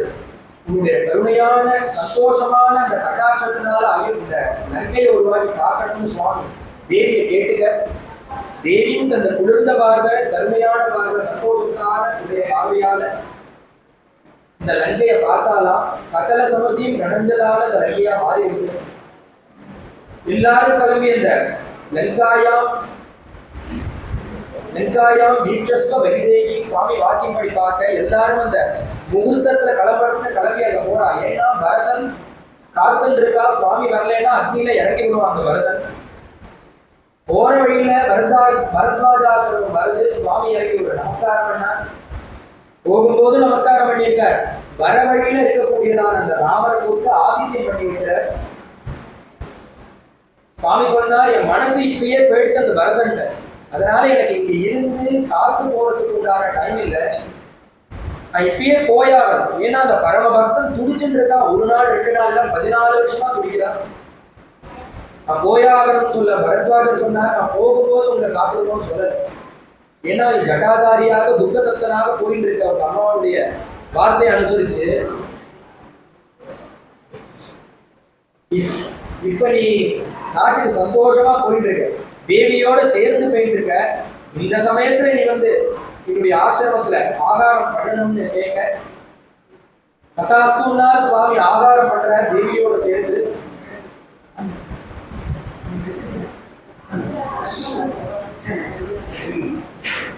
பண்ற காலத்துல சுவாமிக்கான மனசு இந்த பரதன் கிட்ட சீக்கிரம் போகணுங்கிற எண்ணம். ஆஞ்சநேய சுவாமி பார்த்து நம்ம வராட்டி அந்த பரதன் அக்னியில இறங்கி விடுவான், நான் வரேங்கிறத நீ முன்னாடியே போய் அந்த பரதனுக்கு செய்தி சொல்லு அனுப்பினார். அனுசோச்சதி காப்புஷ்பம் சத்வாம் குசலம் அப்ரவீத்.